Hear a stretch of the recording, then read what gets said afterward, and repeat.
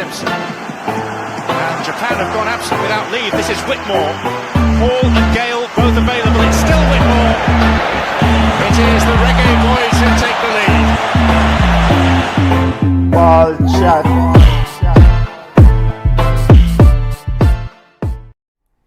Greetings, football lovers. Welcome to Ball Chat Podcast, a weekly football roundup show. My name is Benton, along with the family. George, Reggie, how you doing, family? I'm good, and I'm good. I'm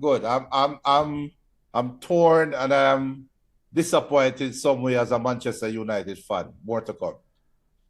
Yeah, we don't have to start on that particular game still, but No, we don't have to stop on that game. I mean, wait till Southampton. Wait till we go over Southampton. We get fixed up.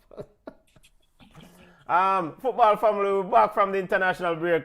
This is our weekly football roundup show, 5 p.m. Eastern Standard Time. Big up to all the new listeners. Welcome to the Ball Chat family. Thank you for joining us. And those who passing through, if you like the content, and if this is your thing, go ahead and smash the like button and subscribe to the thing. All right, so today's show, we have focus on club football, of course. EPL action, not London derby. We'll get our final thoughts on, Spurs are bug side. Let's just get that out of the way. Spurs, a.k.a. is a bug team, a.k.a. not good enough to win a trophy. So Ange Postecoglou, fix up. We'll discuss not London derby, Arsenal versus Spurs. We'll also discuss other EPL news. Forest with a massive victory over Liverpool. Brethren, 55 years. There's a lot of years, It's a lot of years. 55 years since Nottingham Forest left Anfield with all 3 points. We'll get the thought from the Liverpool Nation. And then, Liverpool Nation, them quiet this week.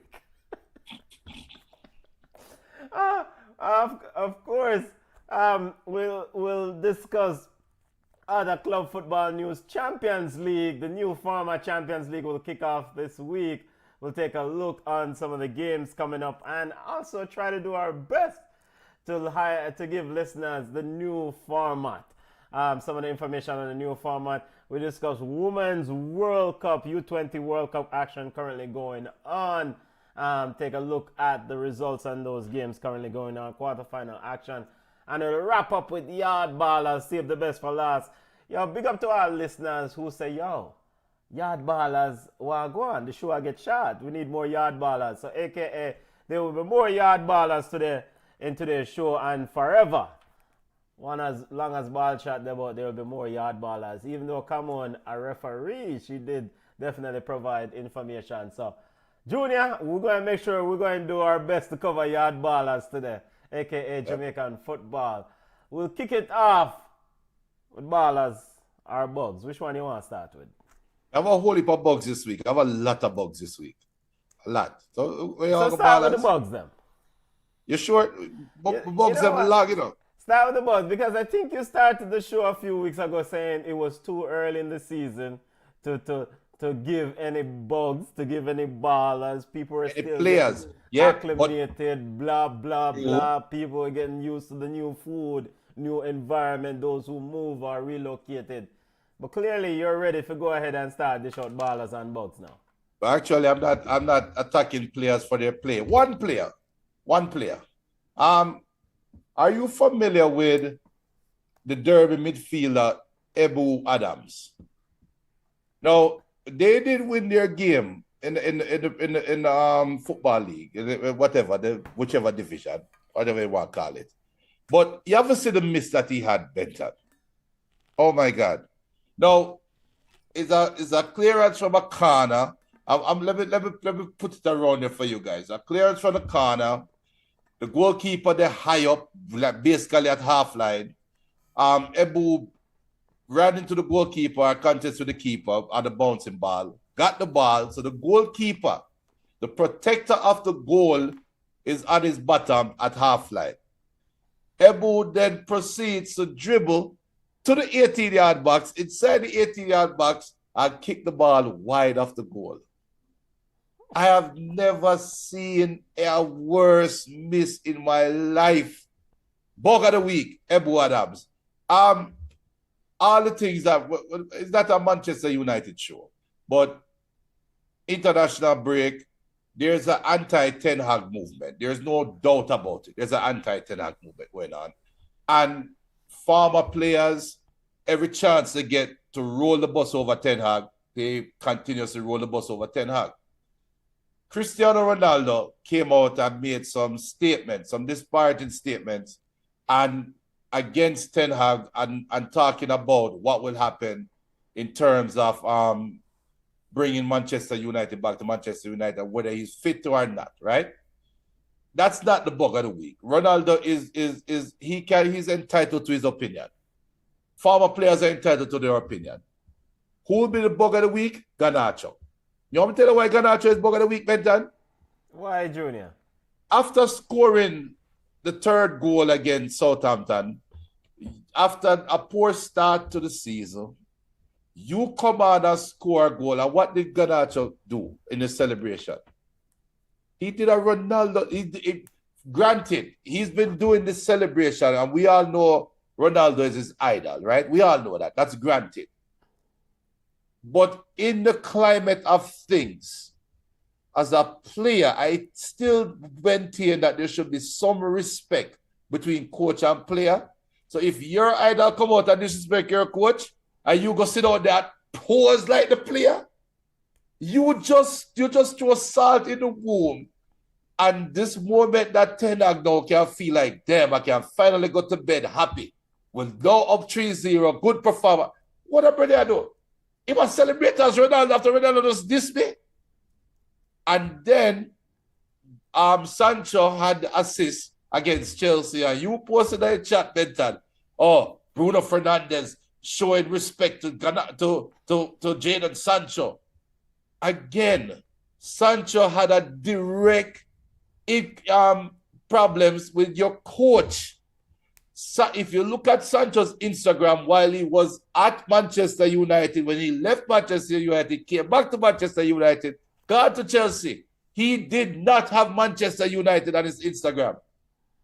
He didn't represent Manchester United on his Instagram. Nowhere did it say Manchester United. But the captain of Manchester United come around and celebrate the man that this your team, this the fans. Oh, God, you well deserved, or whatever the hell he said. You can't be that tone deaf. So Bruno, Garnacho, they get bug of the week on the tone deaf. It's just social media stupidity, is new football stupidity. I hate it. Everton implosion. Look, if I was Sean Dyche, I'll walk up. I'll walk away because Everton just find ways to lose. There's nothing Dyche can do now. You lose a heartbreaker at the last beat. You lose after a 2-0 lead. You lose a game you're supposed to win. No, Everton, the whole Everton side get a bug of the week. PSG, you're familiar with Nuno Mendes? Yep, I know Nuno Mendes.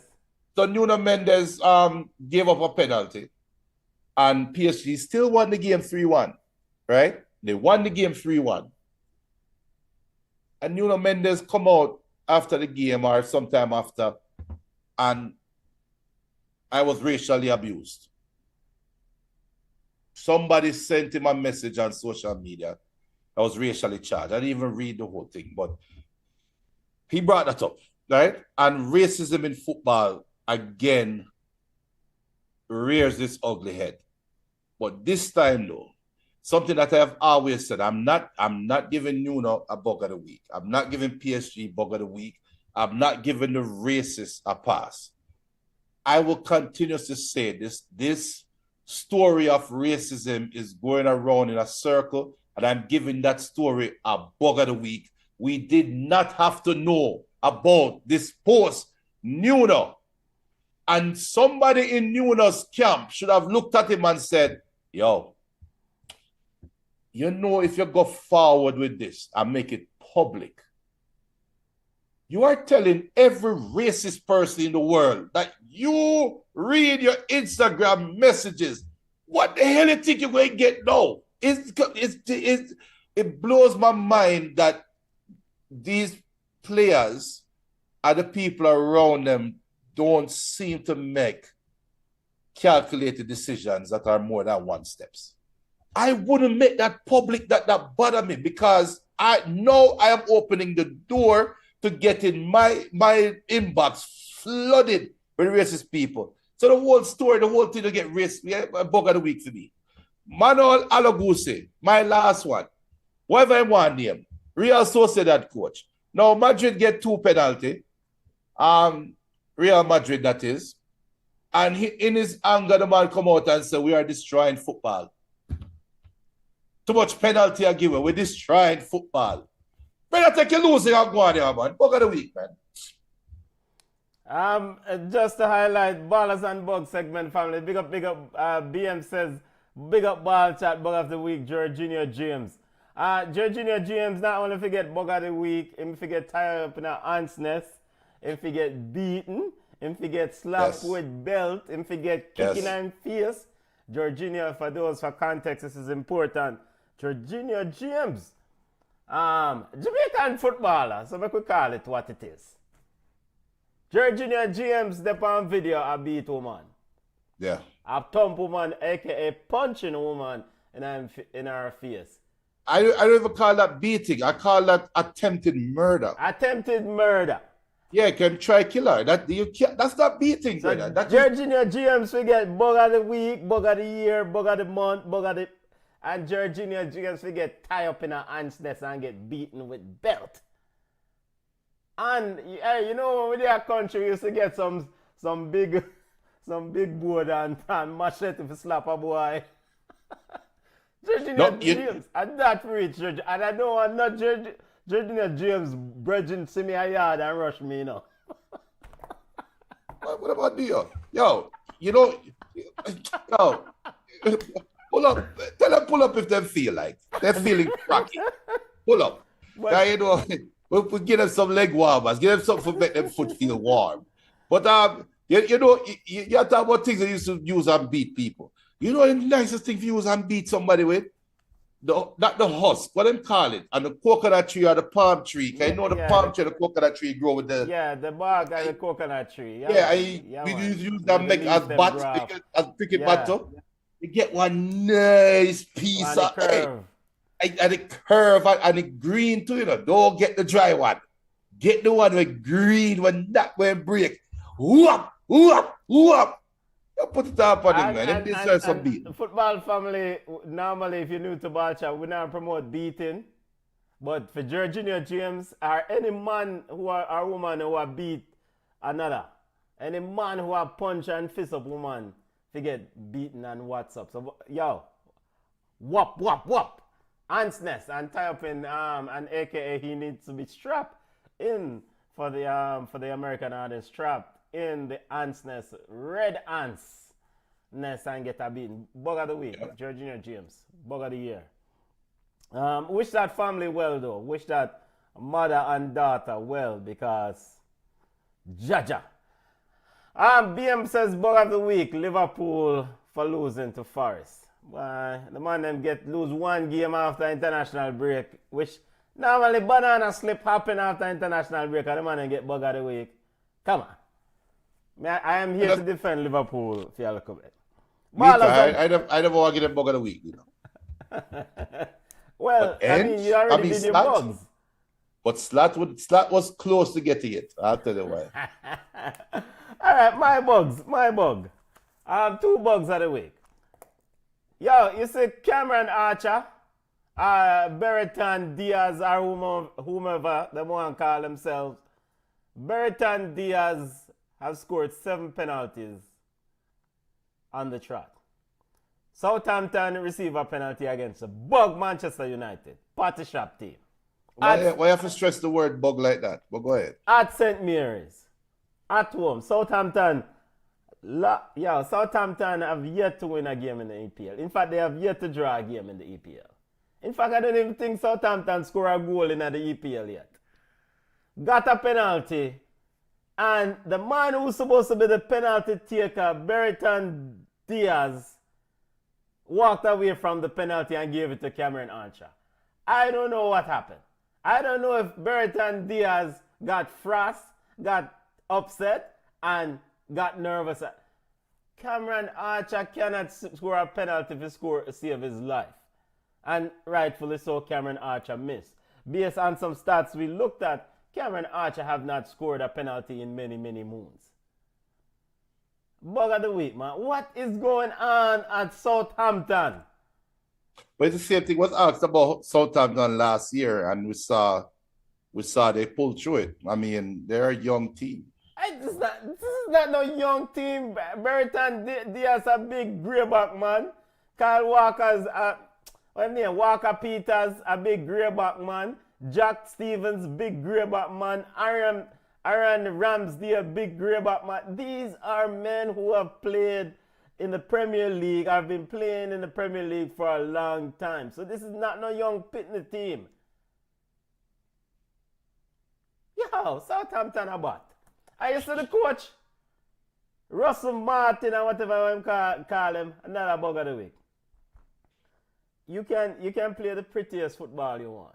You can pass ball from now till next year and look great. But that don't win football games. They have a Burnley vibe to me too. That does not win football games. The fundamental responsibility of any team that plays football games is that you have to score and prevent people from scoring upon you. Two responsibilities. Southampton and Russell Martin in the Premier League cannot do both. But yet they're playing pretty football. Man, bug of the week, brother. Bug. All right, Ballers Junior, continue with your ballers because you set up my blood pressure. So my baller, I don't know if I should say Hansi Flick, or should I say Barcelona, or should I say it's luck? Not because Barcelona had the big win yesterday, not because Yamal is finding his scoring touch, because believe it or not, one of the knocks against Yamal in his young career so far is that he needs to improve his scoring. But there's something about Barcelona. And when we heard the news, I saw the report where Flick was being very strict with certain rules and certain expectations, and it could have gone one of two ways. We've heard that that Javi, when name, remember the coach will leave that was there, and the question was said, is Flick changing the quote unquote Barca way? Right? And looking at the start with Real Madrid, that is supposed to be this juggernaut that is right behind you right now. And Barcelona is about looking down at Real Madrid right now. You have your hats off to Hansi Flick. I think Javi did a great job. I think what Flick is doing right now is taking Barca to the next level. I truly believe that. But we'll see when they get tested. But early returns, we get Barca. The whole of Nottingham Forest get ball of the week from it. But who I give to the boss? Matt Sells, the goalkeeper. He made some outstanding saves. No, he had that one lucky when we couldn't get the bug of the millennium. You saw the goal he almost gave up. Yeah, ball went through his leg. The ball boom on them foot and his leg. Yeah. I mean, lady luck. Lady luck is on his side. Yeah. But you have strong. to. Yeah, well, I was saying obvious strong, lady luck. He earned the luck because he did make some good saves. I think the game was back and forth. So I'm not giving Liverpool bug at the week. The game was back and forth. Nottingham Forest did well. Ilanga and company, they all looked threatening at times, right? Liverpool was threatening them. Lit the post, have a lot of good chances that went begging. Jota had one little half chance after one good cross where he should have done better with. So the whole of Nottingham Forest for going to Liverpool, going toe-to-toe with them and playing them straight up. And it's not like they scored early and locked shop. No, they played the game, and my boy that was scored the goal, that was a peach of a goal. That was Colin Hudson-Odoi. That was a beautiful goal. The placement and the way the ball hit the back of the net, you can tell it was just a perfect touch. Imagine getting ball out there, brother. You just rub it in Liverpool, man, and yo. You're gonna rub Southampton on my face. I'm gonna rub it in Liverpool them. I big up company too because Bayern Munich, yo, company took some risk. We have to give it to him. He took some risk, got rid of Delete, put a couple other players out for dry, come in as a black man and take over this big Bayern Munich. And look on Bayern Munich. Look how them start the year. Man, them can't stop score Benton. So Bayern Munich get ball of the week for me too. Yeah, great start to Bayern Munich. Great start. Since you hug up all like ballers time, we just go ahead and just give one baller and get to the Premier League round. Yeah, I forget John Duran a baller of the week. That goal that he scored against Everton, yo, that is sick. Wicked goal. Baller of the week, John Duran. Baller of the week. And yo, you see Gabriel and Saliba and Arsenal backline and Jurian Timber, them you there, them know what them are do. Them know what them are do. Honorable mention. Them know what them are do. And them have a manager who will guide them well. So honorable mention. Alright, we could get to our EPL roundup and kick and get to some other football news because that is essentially where we need to head to. And we're not wasting time. We're just going to get to the North London Derby, Junior. Gabriel is the man of the match. He scored the winning goal. Ange was asked about this player. Let me pull up his quote here. Brother, he was asked about this North Korea leading Brazil in the Women's U20 World Cup. We're going to keep an eye on that ball game. The Brazil U20 women's team have been doing quite well in this tournament, but North Korea took the lead. No, North Korea has been doing quite well. But all right, and back to Arsenal versus Tottenham, Junior. Your thoughts on this football game from me, and I'll get the quote here in a minute. I don't get the vitriol against Ange. I don't get it. Arsenal, look. We understand it's a London derby. We understand the disdain both teams have against each other. But right now, Tottenham is not a Premier League contender. Arsenal is a Premier League contender. With that being said, only losing 1-0 to Arsenal, we cannot sit down and praise Arsenal and praise Timber and company and Gabriel and their defenders, and on the other hand, cuss off Tottenham and say not good enough.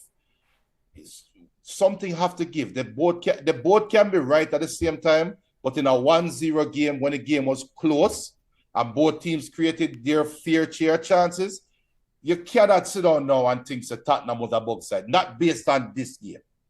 Not based on this game. Tell me the chances that Tottenham created. So, Solanke had one header that went wide. You have Kulusevski with one that Son laid after him.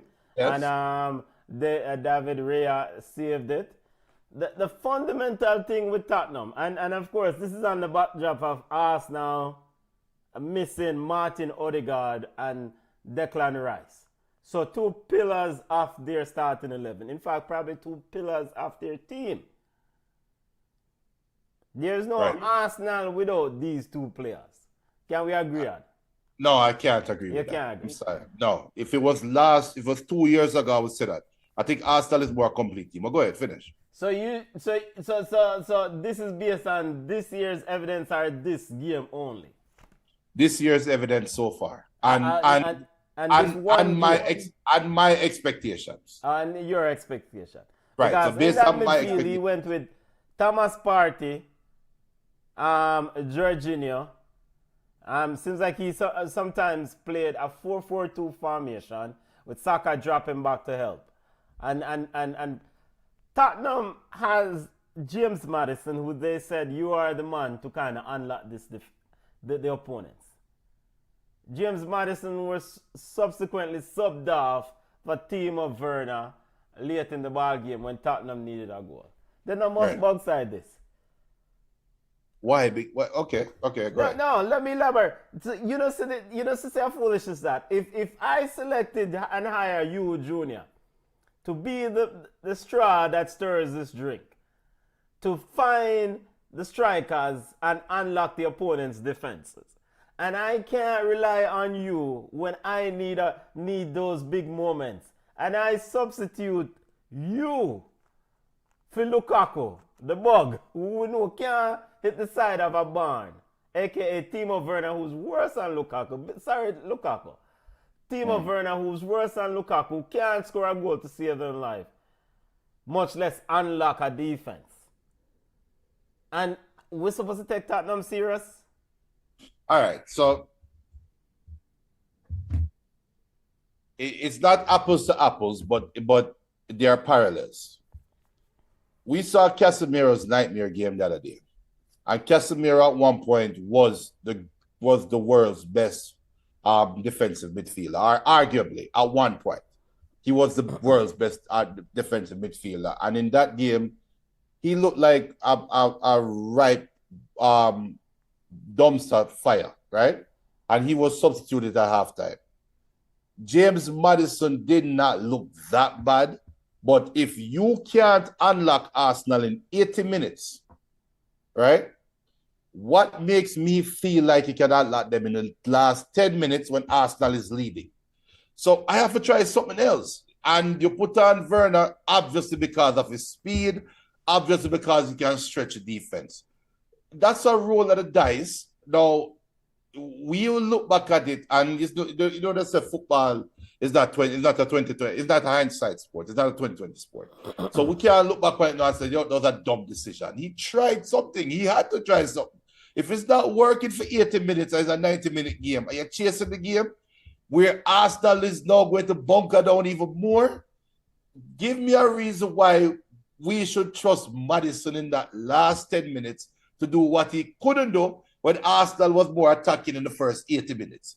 Maddison is not Pirlo. So let's not give him that respect so we can tear down the whole side.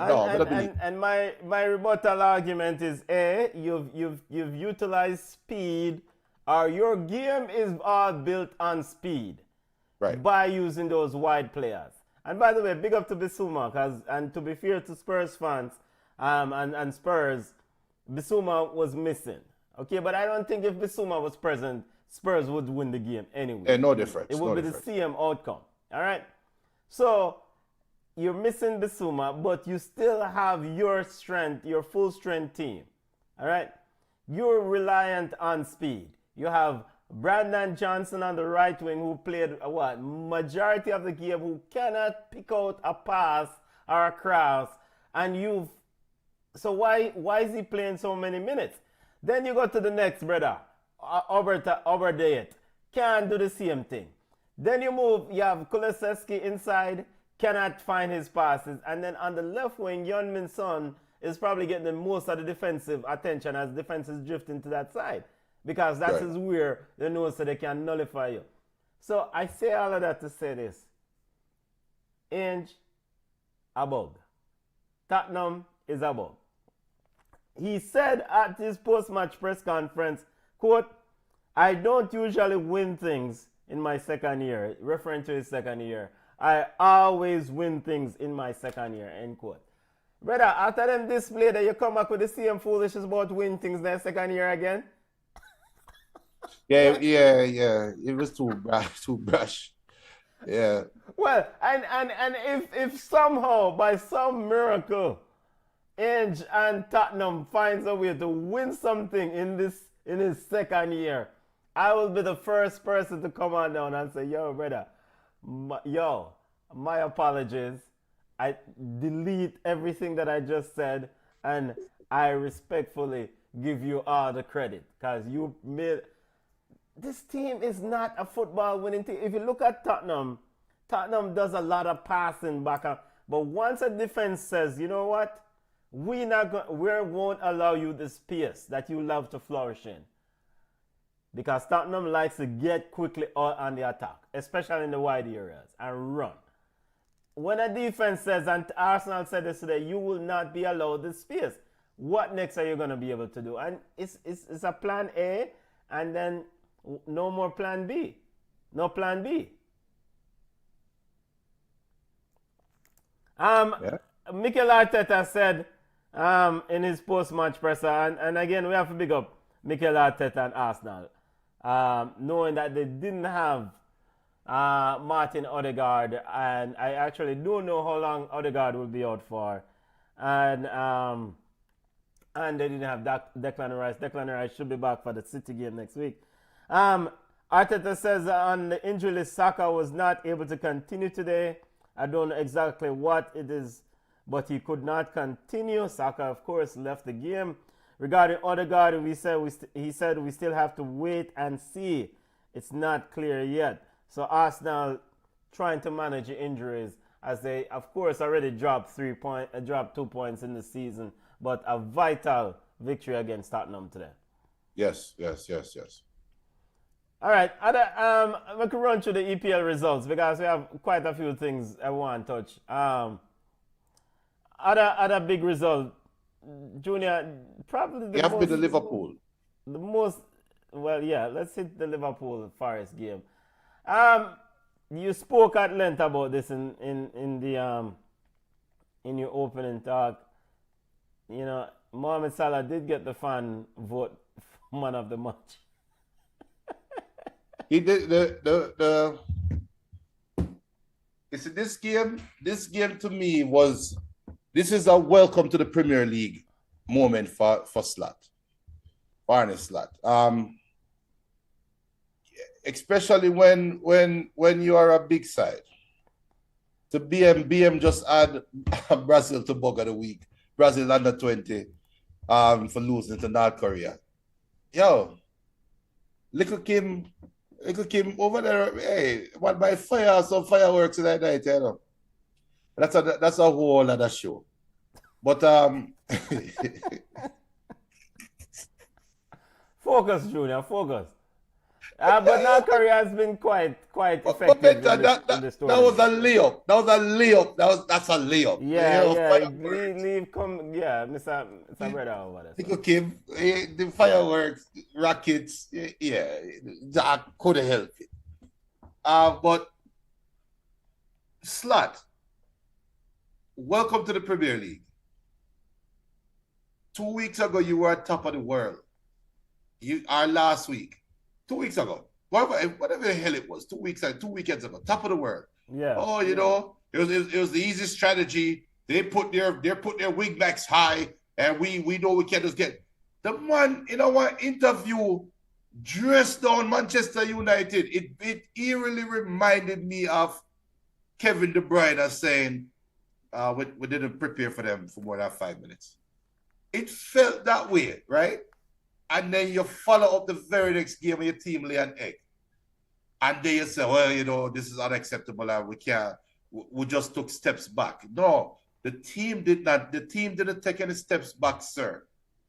You took a step back to reality. Because welcome to the Premier League. Football don't live on anybody's house in the Premier League.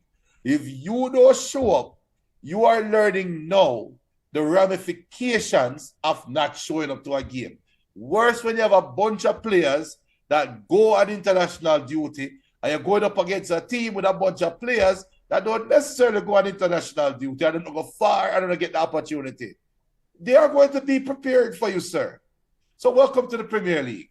I don't think it's there's no alarm bells in the game for me, to be honest, for Liverpool. None. Liverpool, Diaz, hit the bar a couple of times. Liverpool created a lot of chances, but Liverpool weakness showed up on the wings where they can't defend the wings. Whoop-de-doo. That's not news, right? So it's just life goes on, but Slot, you learn your lesson now. Now you're learning. Yeah, our Slot said that we lost the ball in so many times in simple situations. That is the story of the game. We only have to look ourselves.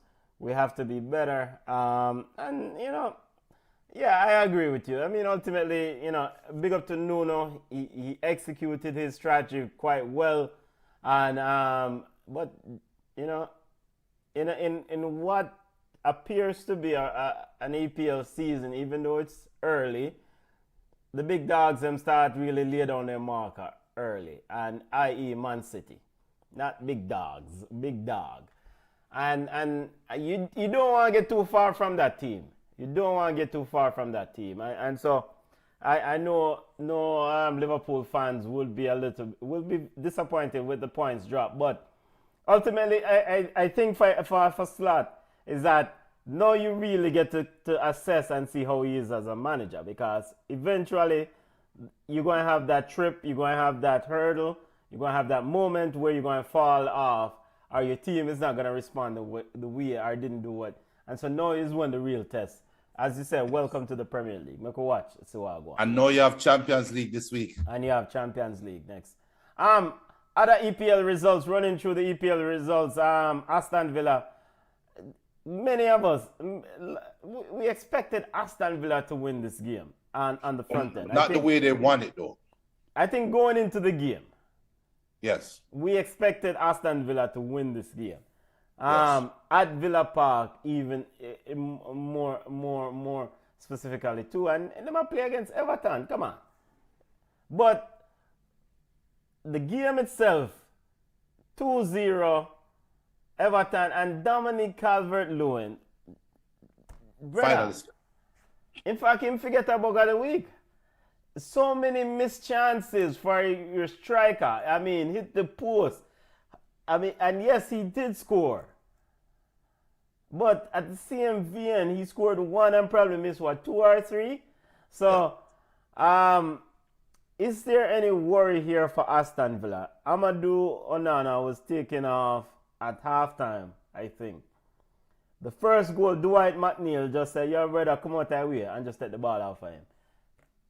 Specifically, talk to me about Amadou Onana. Was it a situation of returning to Everton? Or is it a situation like Everton really planned for him and say, "Yo, brother, we are going to expose you"? And because I was surprised by the halftime sub.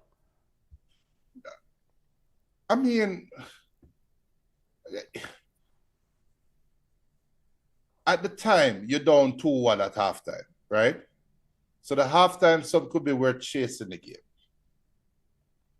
That's what a halftime sub could be. And you have to make a sacrifice, right?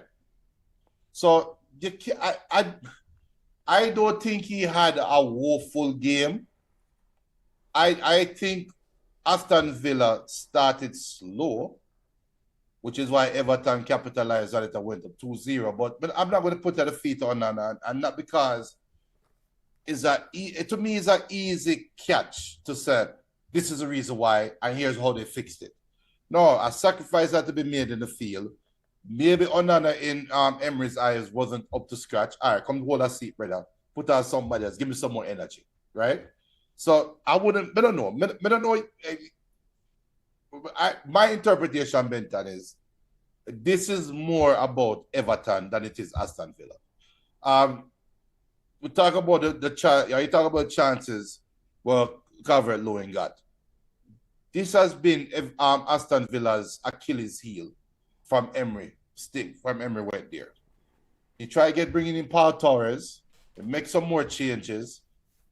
Still play the high line, but they have always been susceptible to speedy strikers.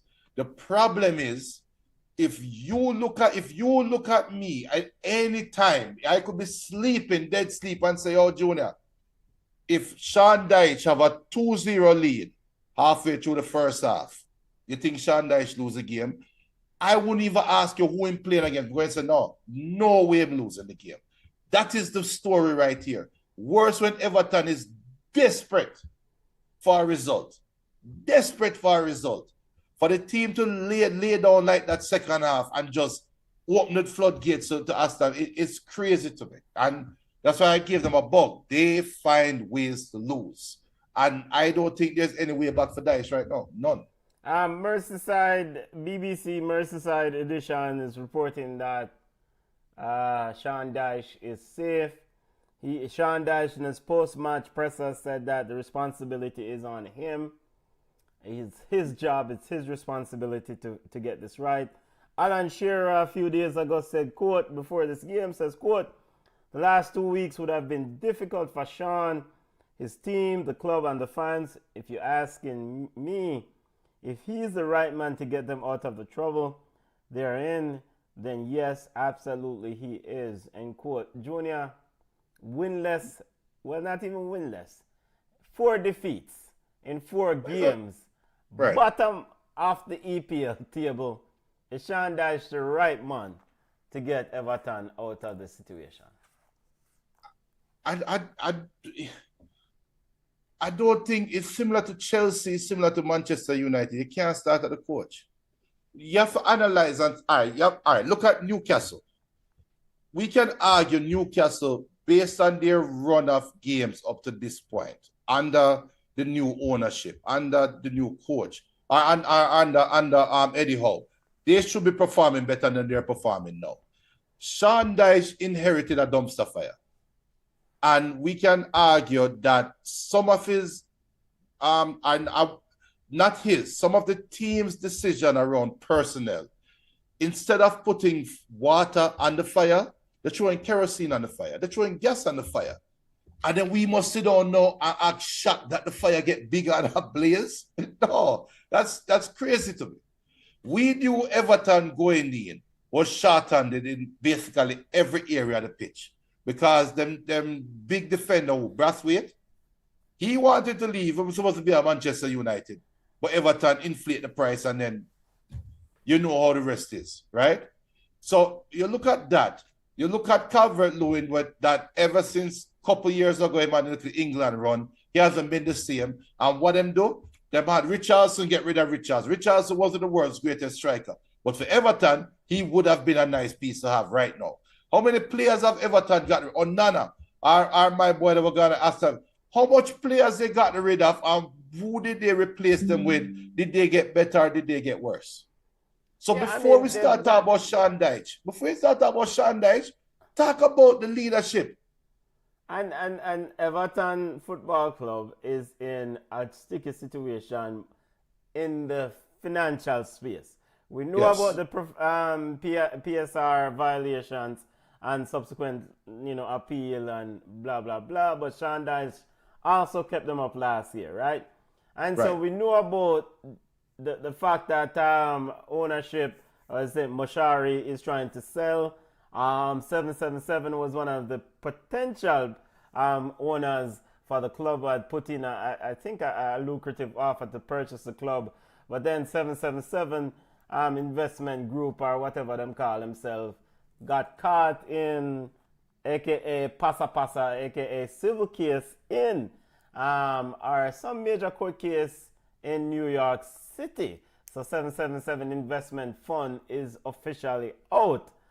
Everton, Sean Dyche and Everton Junior, defensively is the biggest problem for me. Defensively, Sean Dyche teams are normally stout. Yeah, but he normally has the talent. That's the key. Brathwaite, if not Brathwaite, he doesn't want to be there. And that's your centerpiece. If Sean Dyche was to come in and say, here's my centerpiece I'm building around, it has to be Brathwaite. All right. And yeah. Yeah, sorry, Junior, go ahead. So and see LP Solero said Everton problems start from about 5 years ago. I had a bad transfers. I think it's greater than 5 years. I think Everton has not recovered from David Moyes' era. From losing David Moyes, they have not recovered. You had Carlo Ancelotti that went there and papered over the cracks. You had all the other coaches that went there and papered over the cracks. But that Everton identity that Moyes built, which is old-time football, and Everton ever since then have been trying to veer away from that until they got desperate and bringing Sean Dyche. And right now, they have no identity. They have no idea what they want to be as a football team. They have not replaced Leighton Baines. They have not replaced Fellaini. They have not replaced the goalkeeper with his goalkeeper Ireland. I can't remember his name right now. I don't know if I draw a blank for the goalkeeper. But they are all of these players that Everton had talking about before modern football.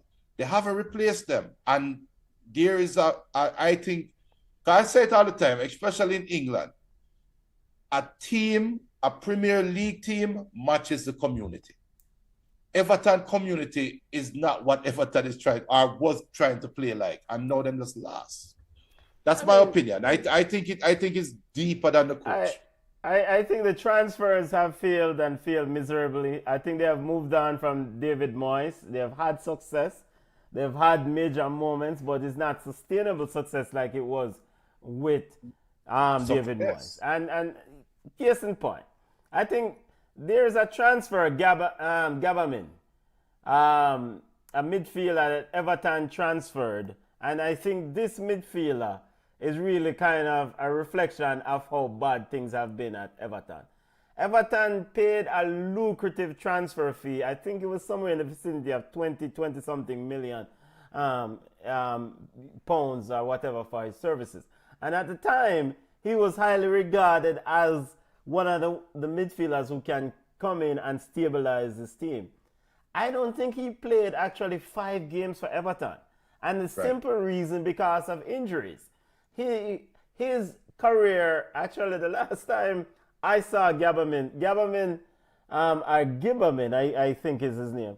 Gibberman secured a potential transfer to DC United, or I think it was an MLS club. And he couldn't either pass the physical, and the transfer fell through. So you have that transfer.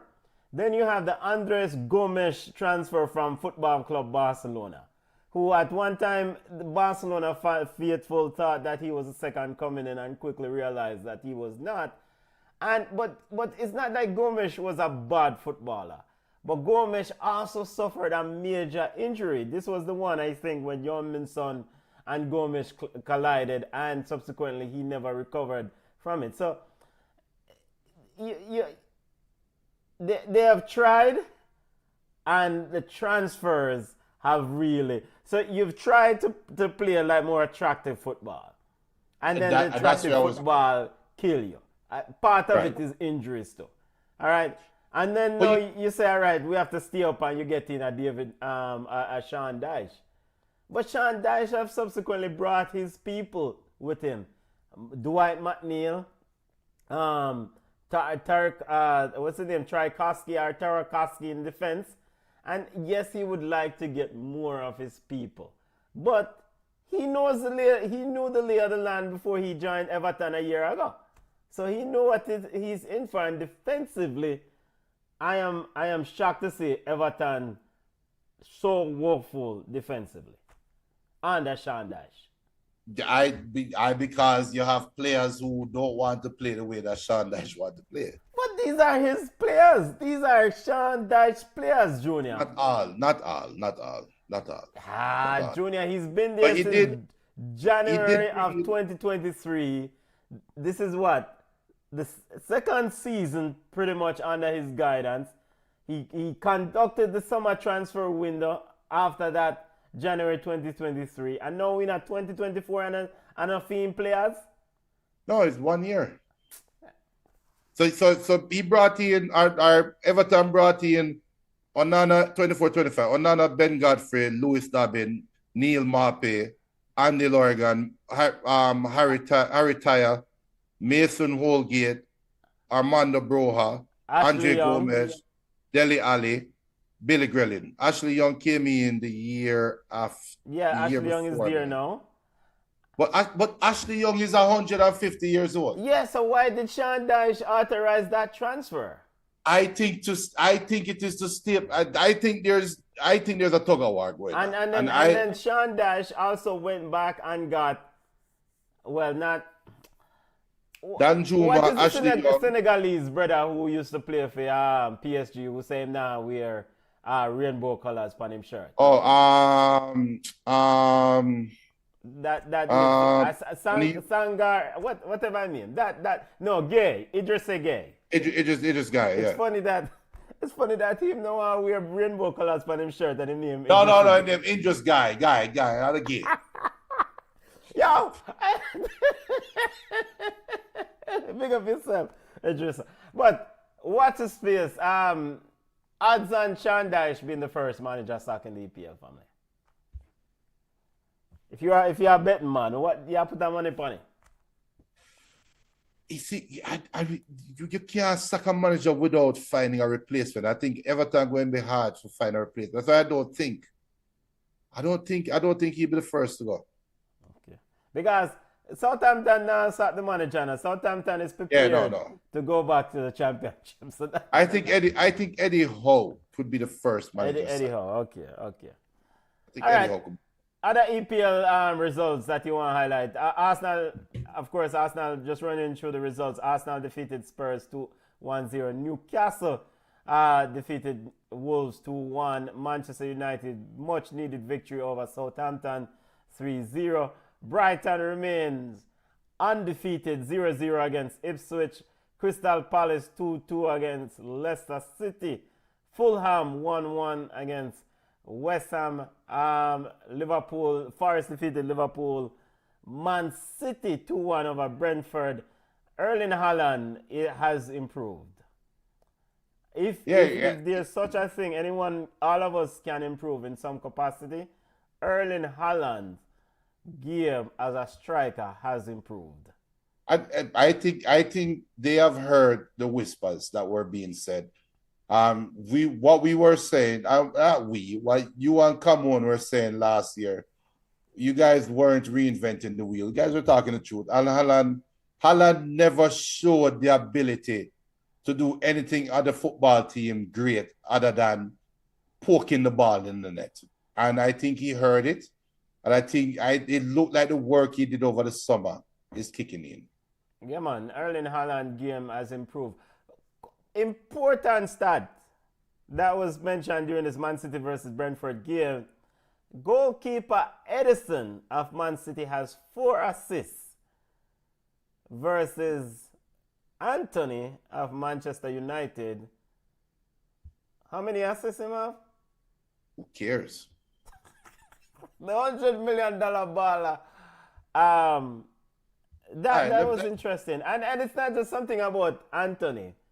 It's just the fact that Edison, a goalkeeper, has 4 assists. How much more players does he have more assists than? Attacking we just want to highlight Anthony. Right. But remember this.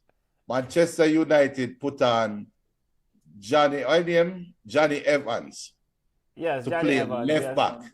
To play left back, and Anthony sat on the bench. So we can't stop talking about Anthony though. I think Anthony trade has left. I think Manchester United fans may want us to stop talking about him, but as long as he's on Manchester United books, the football fans' responsibilities continue to mention because somebody paying those wages. Somebody pay. Chelsea, another important victory over Bournemouth 1-0. Nkunku, the balloon man with the goal. Nkunku, Junior, you had some issues with Jadon Sancho or Bruno Fernandes' response to Jadon Sancho tweet, but more specifically, were you impressed with Jadon Sancho's debut for Chelsea?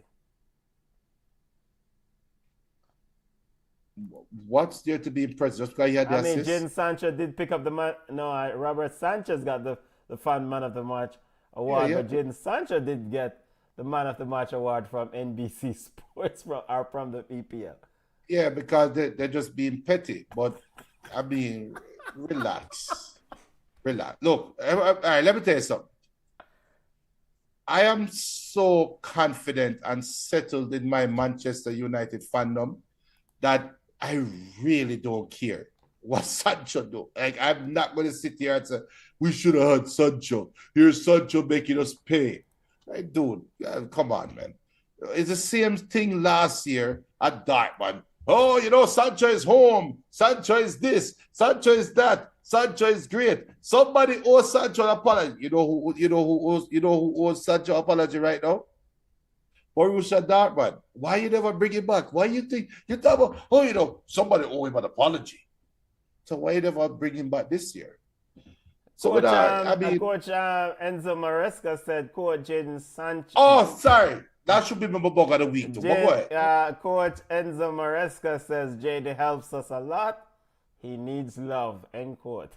Go ahead. All right. I love when coaches do this stupidity. So Enzo, welcome to the club. Slat is sitting there waiting for him to say, come sit down right beside me, because you are going to eat those words. I guarantee you are going to eat those words. You cannot. A player needs love, right? This is the same coach that said Tammy Abraham just needs support, and the very next week, Tammy Abraham needs to do better. Wait, Nicholas Jackson, not Tammy Abraham. Nicholas Jackson, sorry, not Tammy. Yeah. Nicholas Jackson he just needs support and development. And very next week, he needs to do better. What will happen when Sancho do run back or so? You can't hit your wagon to a player's. You cannot make comments that are dependent on a player's form. The form is going to go up and down. He is going to have that one game that you look on him like, yo, where did you learn to play? And that comment is going to come back to haunt you. So come on, man. Junior, and I want to reiterate the comment. Enzo Maresca said, quote, Jaden helps us a lot. He needs love, end quote. I just that. The man needs love. And as a Manchester United fan, you should applaud this statement, because ultimately, the buy clause, you want this buy clause executed next year. Oh, no. It's a guaranteed buy. There is no... It's a guaranteed buy if they get to 14 or above. It's a guaranteed buy. If they get to 14 or above. If Chelsea don't get above 14th place, Benton, then... Yeah, come back, Sancho. And guaranteed buy, what if Jadon Sancho falls out of love with Chelsea next year and they finish 12? That guaranteed buy is, can Jadon Sancho step back from that buy? No. Okay. No, he cannot. It's the only thing realistically that can put this obligation to buy is if Chelsea get a transfer ban. That is where it becomes like murky. Like, is this transfer ban going in effect? No. Or does it also apply to negotiations that happened prior that hasn't been executed? Or is this an executed negotiation? So apart from no. So good, happy trails. Fair enough. Also, to be fair and just keeping it balanced, man called Raheem Sterling made his debut for Arsenal. Junior, I just quickly, 30 seconds or whatever, 60 seconds, your thoughts on Raheem Sterling running out for Arsenal. I only need 5 seconds. You ready? And I can't even take a break before I say it. He looked fit. And there's Raheem Sterling in his new running out with the number 30 shirt. The newly baptized Raheem Sterling, by the way. And big up for that, for making that life change. Yeah, man. Good luck, Raheem Sterling. Hopefully, all the best to the man and the family. Raheem Sterling, I did say this. There was a play when Raheem Sterling cut the ball back in the box. And there was an option for lay off the ball to a teammate. But Raheem Sterling, decision making was very slow. So, and maybe that is inaction. Maybe that is, so he needs to fix up and fix. And I expect him to fix up and fix up quickly. But good to see. He has to get to the speed of the game. He has to get to the speed of the game. He hasn't played football in a while. Get to the speed of the game. Yeah. All right, before we step away from the EPL, Man City's 115 charges. The hearing starts tomorrow, Junior. Take off your Manchester United hat. And Pep Guardiola says everyone Javier Tebas of La Liga said he spoke to other Premier League clubs and they all want Man City to be suspended or punished or whatever, to paraphrase. And Pep Guardiola said in his Friday pre-match presser, let's just wait. Let's just wait. We're all lawyers. We're all expert in legal, blah, blah, blah. Your thoughts? Anything? Finally. Because I suspect that Man City's brass would want this thing to get resolved and get resolved quickly. And so does the Premier League. Yes. And it's also a good way to set precedent. Because normally precedent is set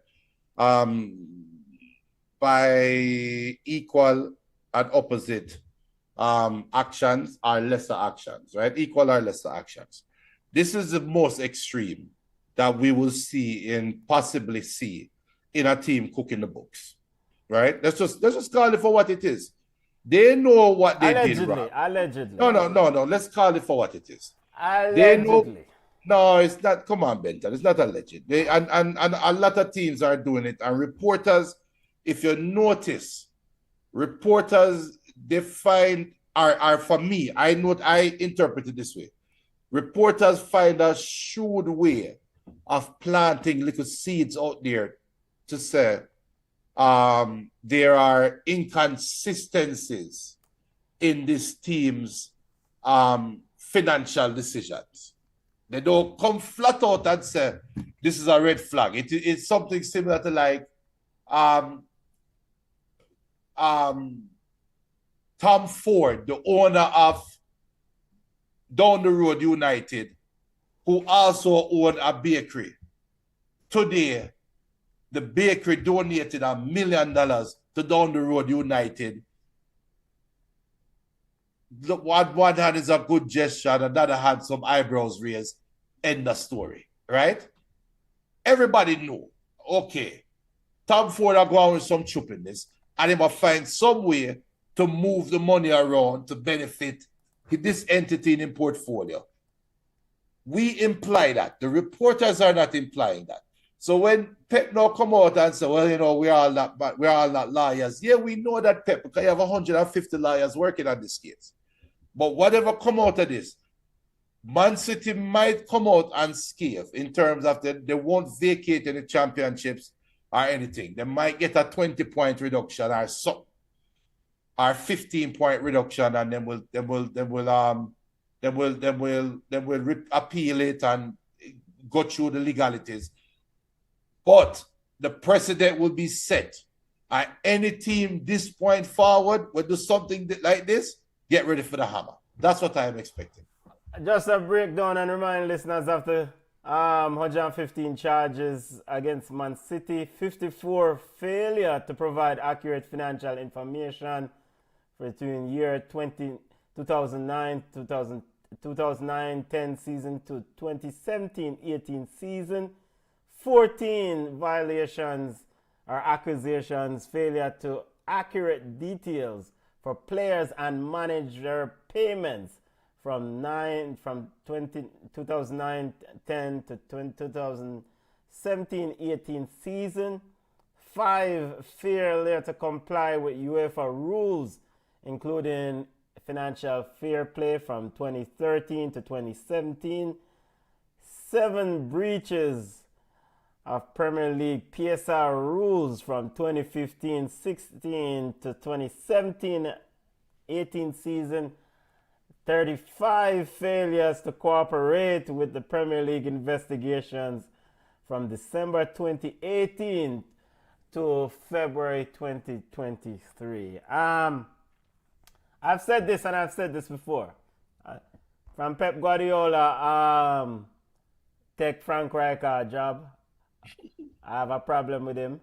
But one thing I will not ever diss is Pep Guardiola's ability to improve and make champions and teams successful.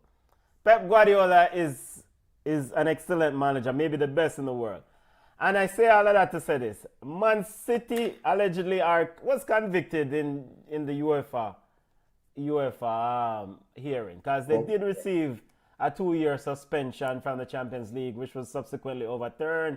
by CAS Court of Arbitration because of time barred, and they subsequently, paid a fine. I will say this: in order to win in a big league, like a club like Man City, coming from where they were as a bush league, nobody don't know Man City before. Which year? Junior, did we know Man City did 2099? We have paid attention to Man City. Yes, I have been paying attention. You were paying attention to Man Sean City. Wright Phillips. Patrick. And the rapist one, Anderson. The one who apparently they are jail right now, the left winger. Robinho. No, not Robinho. One type of one look boy England, one winger. Oh, Joey Barton. No man. The fans them will tell me when me. I think he's a winger and he was convicted of rape or something or child or underage. Before Pep, you talk about the French brother? No man, the English brother, one white youth. You pull it up. Oh, you're right. And he was a baller too. You're right. Oh my God. He's underage. He was with underage. Yeah. Those are the stories what we think about Man City regarding. I think about Patrick Berger was Liverpool. Man City have a brother look like Patrick Berger with blonde hair too. All right, fair enough. No, but I get what you said. But fair enough. But what I say is that in order for teams to really kind of elevate and win championships, win titles, I disagree. You have to go spend our money. And sometimes you're going to spend our money within the rules and you're going to spend our money outside of the rules. Newcastle is Sean Gota. Yeah, man, Sean Gota was a baller. But I need to look up this Man City player. But Chelsea did it regarding the ownership. You saw Roman Abramovich took over Chelsea in 2004 and spent heavily to make that team into not what they are now, what they were before he left. Right. And Man City also did the similar thing. So we know you're not talking about Mendy, but Mendy was who? Mendy was one. No man, I will find the youth name. I think his name is Anderson. I can't remember his name. But I say all of that to say this. If you are a club where nobody really care about, and you go in as a big owner, you will have to spend, and you have to, because the rules are set and predominantly dictated by the big clubs. And in the Premier League, before Chelsea, Roman Abramovich bought Chelsea, and before the Qataris, the big people take over Man City, the big clubs in the Premier League, the Man United of the world, and the Arsenal and Liverpool, they were the ones who dictated the rules of engagement, or heavily influenced the rules of engagement. Now Man City has a seat at the table as the big club that can dictate the rules of engagement. Newcastle is trying to mimic the same model. The problem with Newcastle is that they have an idiot as a coach. Yeah. And at the end of the day, that's what it comes down to. Because remember, there's a video out or a story out where you talk about Chelsea, you reference Chelsea. Yeah. Jose went to Abramovich and told him, go to France, get Didier Drogba. Abramovich said, reportedly, based on Jose's recollection, Abramovich said, I can go get Shevchenko, I can go get young Shevchenko, not when Shevchenko eventually came to Chelsea. I could go get this sub striker, I could get that striker. He had another striker in Italy that Abramovich himself liked. But Jose said, no, I want Didier Drogba. The difference when you talk about teams that go out there and try to build this legacy, yes, it costs money. But how many people would pick Drogba over, I don't want to call a striker name, but a striker back then that was doing great and teams going to flood money on? you still need direction, right? And like I said, rightfully said, Newcastle tried to follow that model, but they have an idiot coach.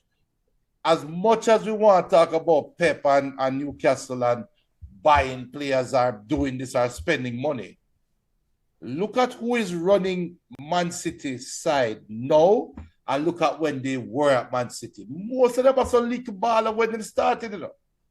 It's not like Man City bringing a baller and say, come in, start right now, and you are the big baller. No, that's not City's MO.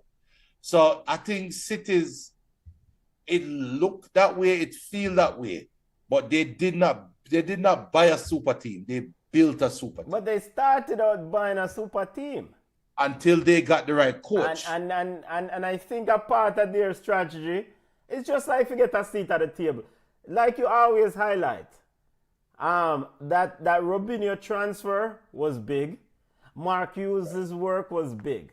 Because you can show that you can sustain this brand, this product that we're trying to build. You also show that you can attract the best baller, the biggest names at the time. Because Robinho jokingly said, Reggie, when him signed for Man City, him think at the other side him now go. Allegedly. So, and the Mario Balotelli, the Sergio Aguero, and I mean Sergio Aguero at his height. Kun Aguero at his height to lure him away. Because you can have all the money in the world, but at the same vein, you also know, say, Reggie, the money also want to win something too, you know. Yes. You know, and a part of the plan that Man City did was to attract the Barcelona backroom staff. Because Man City is run by Barcelona's backroom staff. So the long game was like, okay, we know Pep will go forward at some point. Tichy and Sariano and those guys, they were part of the brainstorm, brain trust at Barcelona to Frank Rijkaard and Pep's success. So them, so Manuel Pellegrini, Mancini, all of them set the stage for what you say, this domination of the EPL. So they might get them wings clipped. The charges are the trial is supposed to last for 10 weeks, and we probably going to get a ruling late this year or early January. I don't know if you can really punish a team that is a big draw in your league like this. If there's a league that can sustain that is the EPL. That is the EPL. Yeah. You know, and Man City is looking to win what? Their what? 8th title in how many in how many Something years? like that. And not only have they pushed the boundaries on so many things, most notably, they have been very significant in the streaming space. Yeah. You know? And the baller that I was talking about regarding rape and actually, not rape, but child grooming is Adam Johnson. Adam Johnson. Adam Johnson. Hey, I remember, he wasn't he at Southampton at one time? Why you have to bring up Southampton, brother? No, because the Ian Dark, him name? Yeah. The commentator for ESPN. No, he was at Sunderland. Sunderland. Yeah, I think he left Man City and went to Sunderland, yes. And I think, didn't he end up at Pool at one point too? So he did, his teams were Middlesbrough, Leeds, Watford, Man City, and then Sunderland.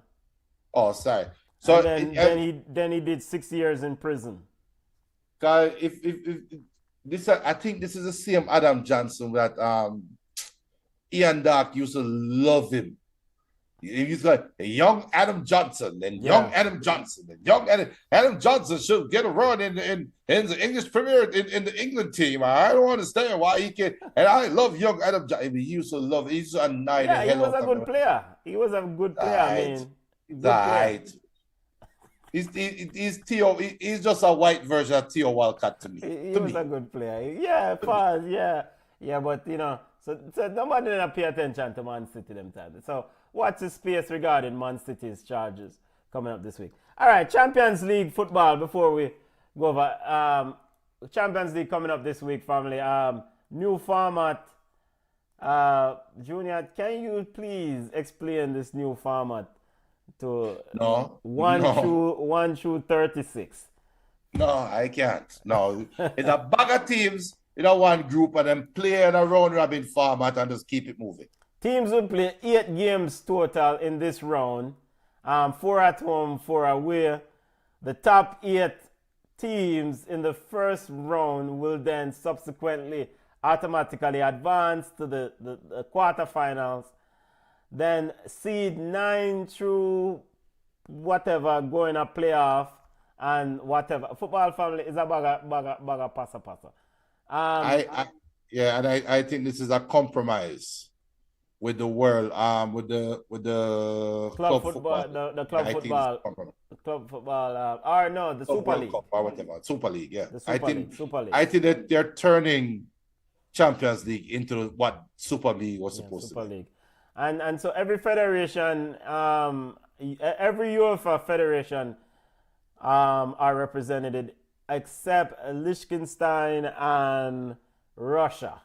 Of course, Russia will have ban, and Liechtenstein not have no domestic league, to my understand. So everybody now can say them have a team in the Champions League.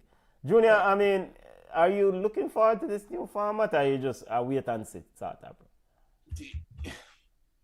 You see, there was once a time when Tuesday at 2:30 meant something. Tuesday and Wednesday at 2:30 at ESPN. I'm talking years ago. You knew those were when the great teams were playing. You see AC Milan playing against an England team or whatever, and it was always a great feeling to hear that the Champions League sound, yeah, the commercial. Yeah. What they are doing to it now is really commercializing it, normalizing it. It is no longer it's no longer an exclusive club to be in, to play the Champions League. I think this is a money draw. I understand that football is expanding. The world is getting smaller in a football sense because of communication, because of ease of travel, because of technology, right? I get that. But there's no technology to help the human body, no legal technology that will help the human body to sustain this amount of games being played while maintaining the high level that the consumers want, which is where the money comes from, right? Yeah. I eventually it's going to eventually the bottom of the bucket is going to burst right now. And it's sad. It's sad to me. Champions League should have stayed the way it is. It's an exclusive club. It is ballers only. Right now, you have some team in the Champions League that deserve to play Champions League. So it's just losing that aura to it. It's sad. For me, a traditionalist, it's sad. Bad man attack still. No. Because Manchester United going to it next year, and we have to go deal with that as a Manchester United fan. Yeah, but you have to qualify first. That's how we'll go through it next year. Notable games. I'm looking forward to the games. I mean, the format, we'll figure it out. I think we will adjust. We are football fans. Bring more under the tent. We see how the ball game go.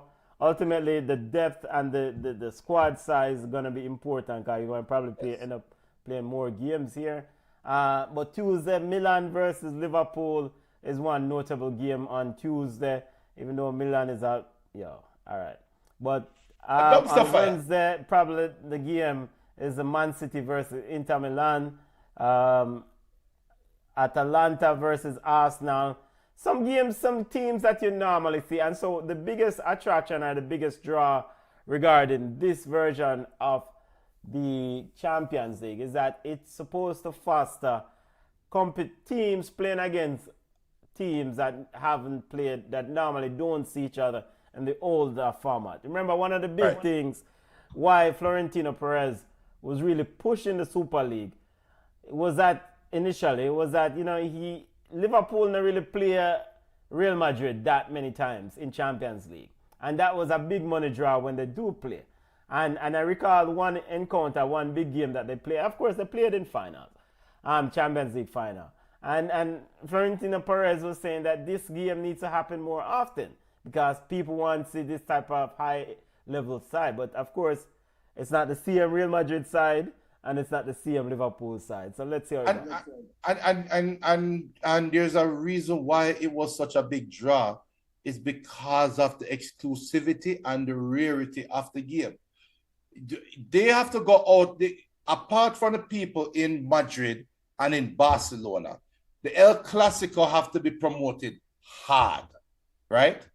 If in the old way of Champions League football, when you hear that Real Madrid or Barcelona going to play against Bayern Munich, you don't have to promote that now. You have to that every 10 minutes commercial. Yo, El Clasico this week. Yo.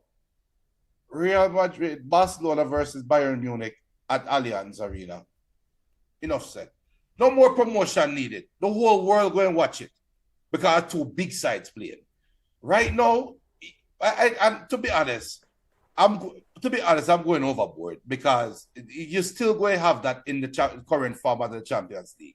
You're probably going to even have bigger games now in the early rounds compared to what it was back then. Because remember, back then you had your pots and you really only had like two big teams in the group. Yeah, so you will see more of those games now. You're going to see more of those games now, to be honest. You're going to see more of those games. And there's more at stake in the early rounds now because now you're playing for a ranking.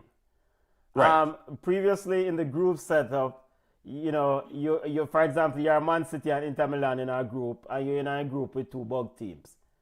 So your subsequent responsibility now is as Man City and Inter Milan is just okay. We win a couple of games and then we can call off the dogs because we're going through.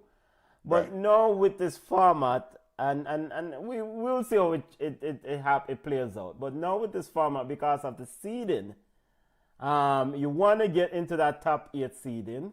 You want to also be close to number 1 seeded as possible, so you can get an easier round in the next one. And what is probably most interesting is that you're not always getting home and away. You get 4 at home and you get 4 away. So you normally say, all right, me I play Benfica as a big team. I'm playing Benfica, Real Madrid. I'm playing Benfica, for example. I got to go to Benfica, but Benfica have to come here.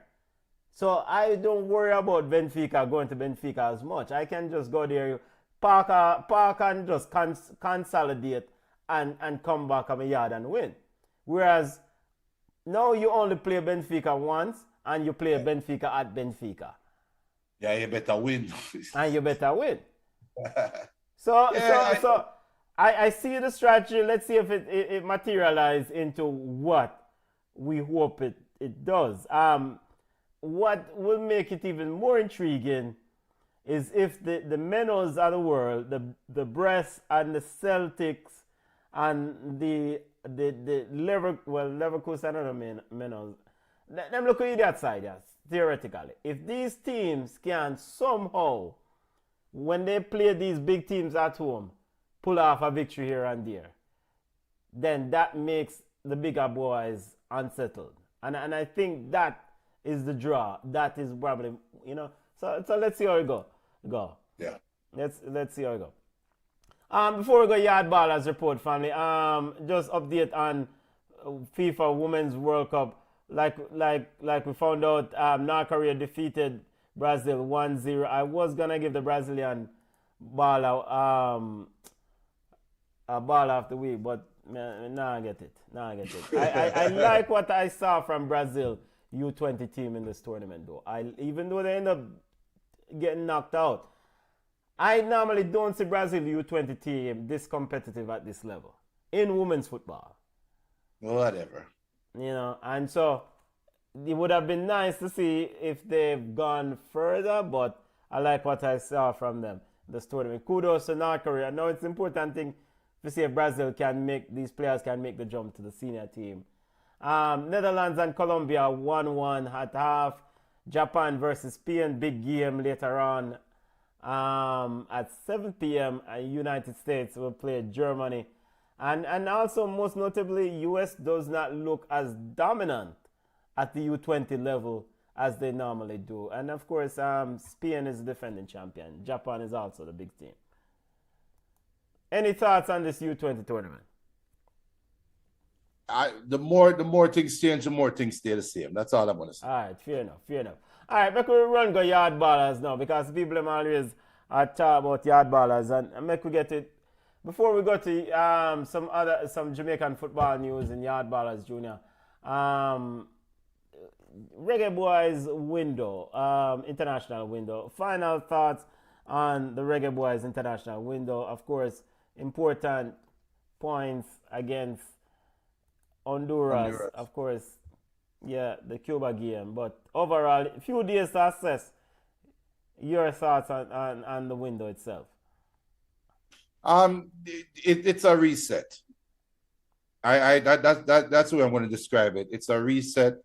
We're starting all over and watching again now to see if Jamaica has got it right. There's no overreaction or to the Honduras game. I'm going to react, or my reaction to the Honduras game is a complete opposite to my reaction of the Cuba game, which leave us back to square one. But it's a reset. And we're starting off fresh. I like the start. I just want to see more players given the opportunity because this cannot be the best that we have at our disposal.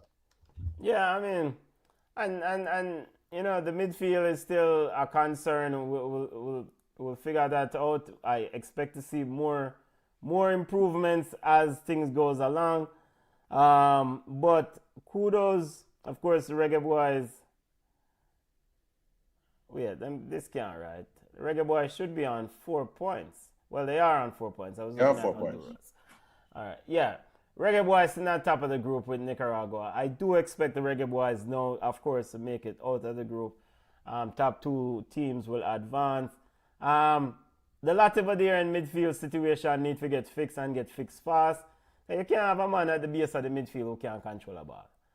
Plain and simple. Yeah. At some point, he will have to sustain pressure. So I will give Steve McLaren some credit. He seems to have embraced the job. He seems to more essentially kind of interact more with the group, so to speak, for lack of a better word. Him look like him more get along better with people. Unlike the previous brother who looked like him standoffish. It's me like him can make party. Whereas this brother look like he's more part of the group and more more fun filled and but getting the job done. And like he understands more. Yeah. And on top of that, I'm gonna give him a bit of credit for the change that he made regarding the right back position. Lambagisa normally would have started under the and again I will only compare him to his predecessor because we have to know so we are move forward with this thing, right? Lambagisa would have started that game against Honduras. And Steve McLaren and his staff looking at tape and said, no, pass. We saw Trinidad and Tobago being exposed, right back being exposed against Honduras, Lambagisa. Well, I see it. Greg, are you do the thing? So then. No, I said I would give him some credit for that decision. Yeah, but then I'm gonna tell you why the credit that you're giving him instantly get wiped away.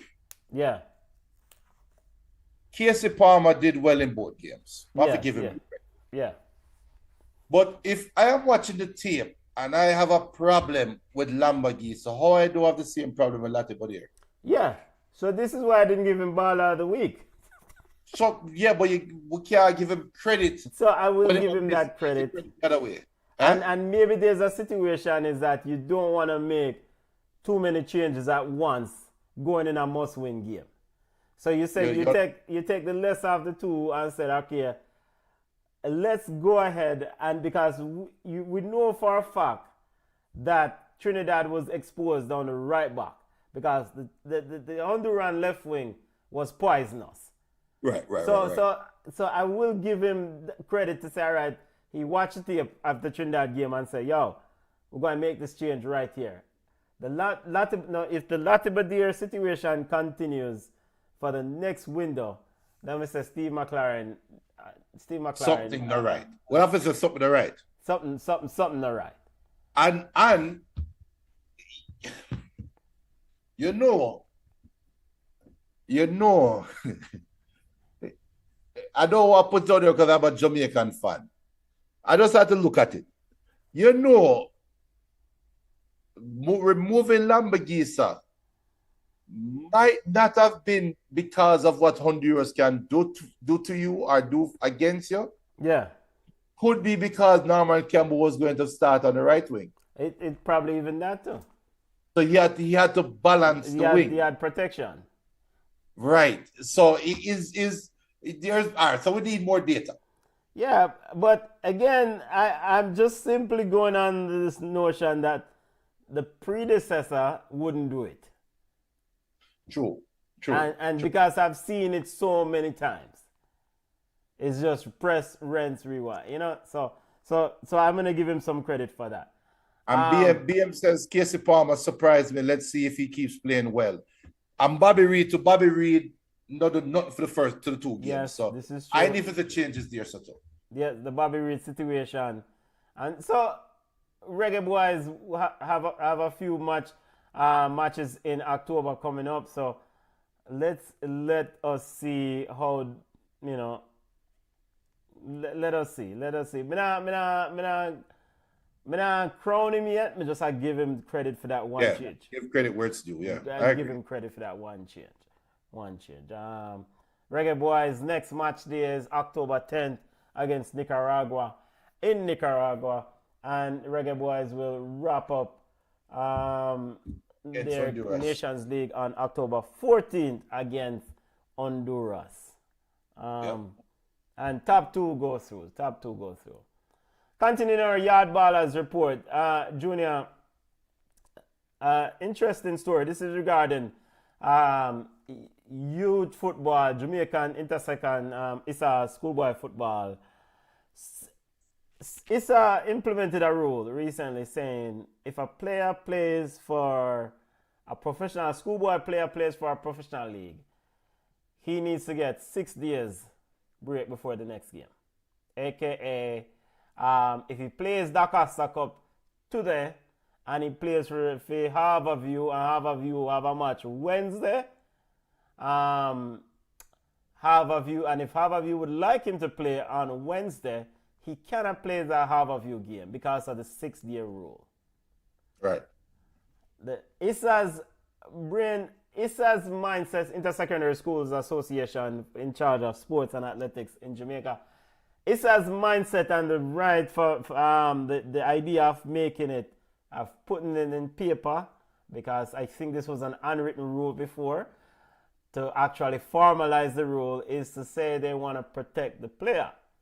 Now, Dennis Chung, Gensec of the Jamaica Football Federation, and Rudolph Speed, Technical Director of the Jamaica Football Federation, both disagree with this ruling and this formalizing of this rule by ISA. Dennis Chung says, and this is Livingston Scott of the Gleaner. Dennis Chung says, I don't agree with it being a written rule. They could say to the clubs, you manage it so people don't play one day after the other. If that's the case, that means that the government can decide what you can eat. So I agree with what Speed said, i.e., Dennis Chung and Rudolph Speed would like this left up to the club, i.e., the club that this player is with. Junior, he says, quote, but we are talking about people who need to develop. When you keep a youth from developing, he misses out as scouts, like most likely at clubs, and he will have to put off his ambitions. So yeah, let me make sure I get this quote. Dennis Chung says, But we're talking about people who need to develop. When you keep a youth from developing, he misses out as scouts look mostly at clubs. So you will prevent a youth from developing and he will have to put off his ambitions, end quote. Junior, talk to me because this can't real. No, it is real. It is real. This cannot be real. All right, well, first and foremost, do you have a problem with the rule being formalized? Make sure, sir.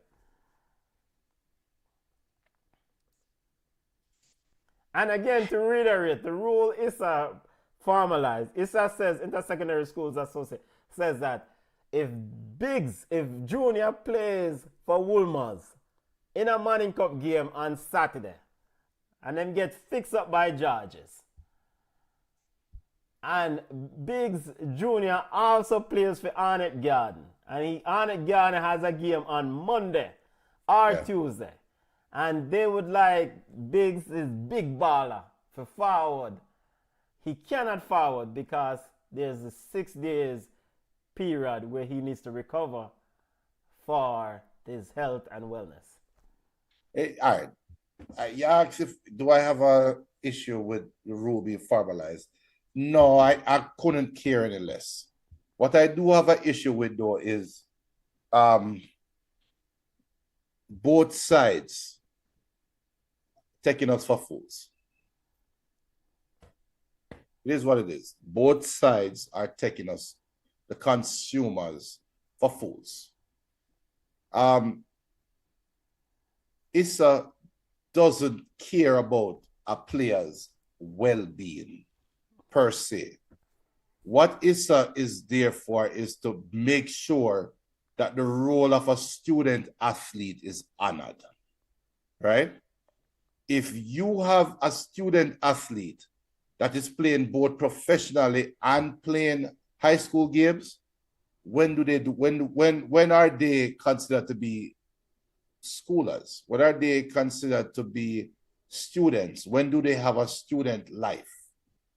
The Olympics got it right when the Olympics said that if you're underage, you're not getting no money.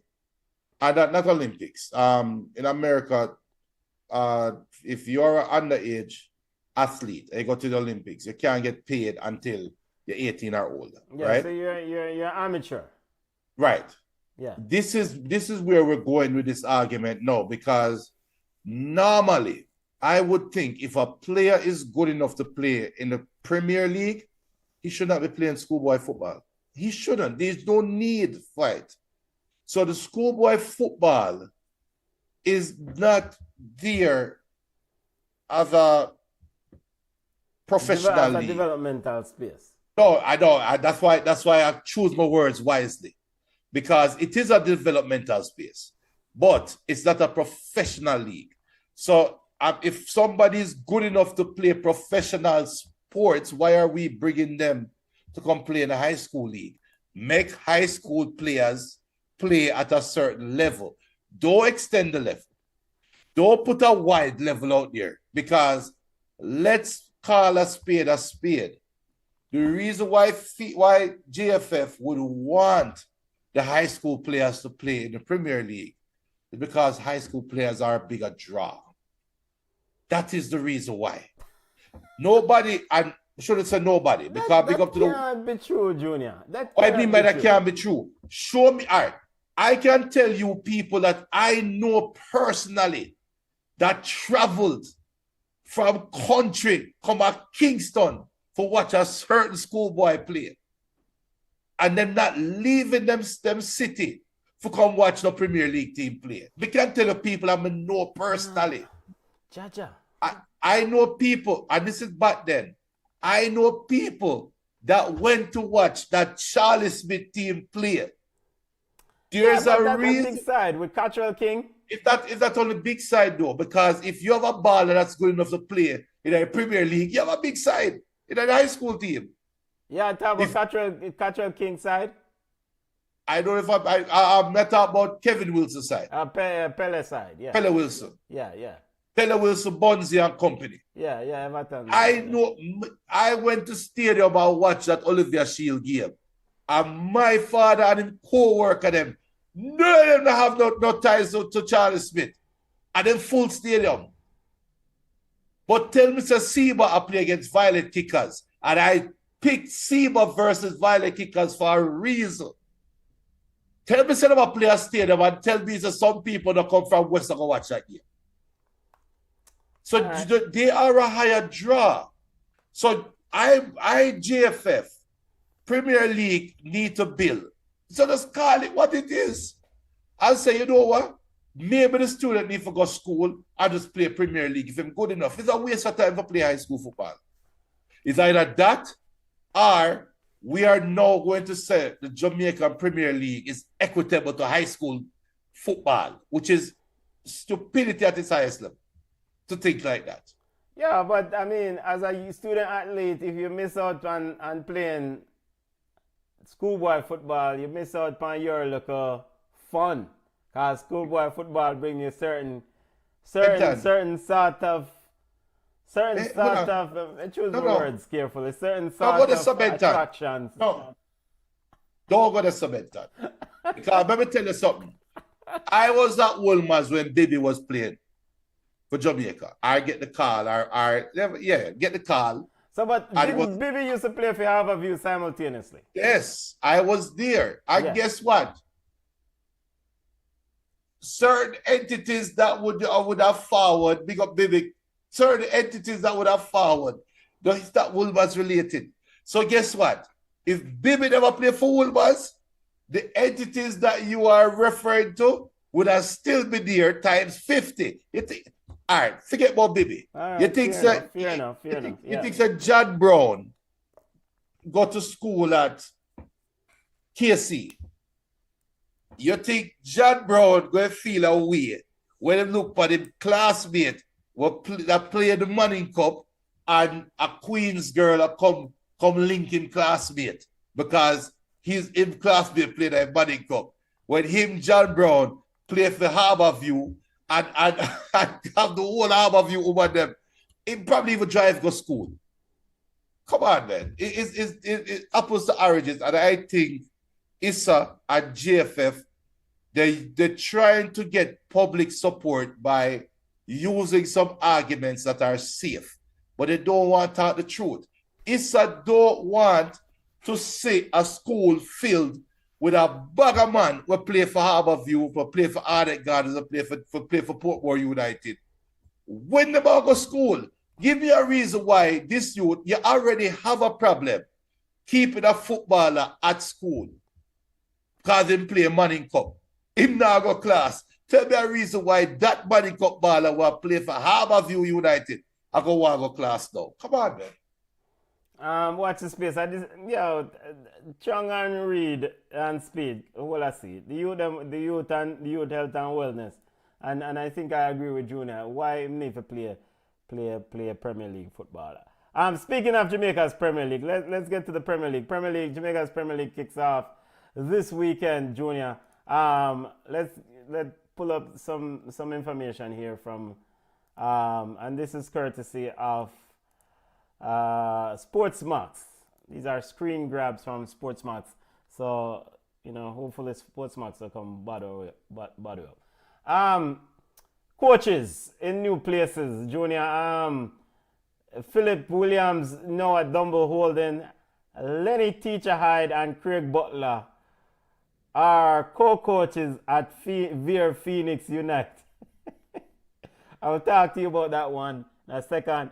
Jason Bougie Henry over Harborview.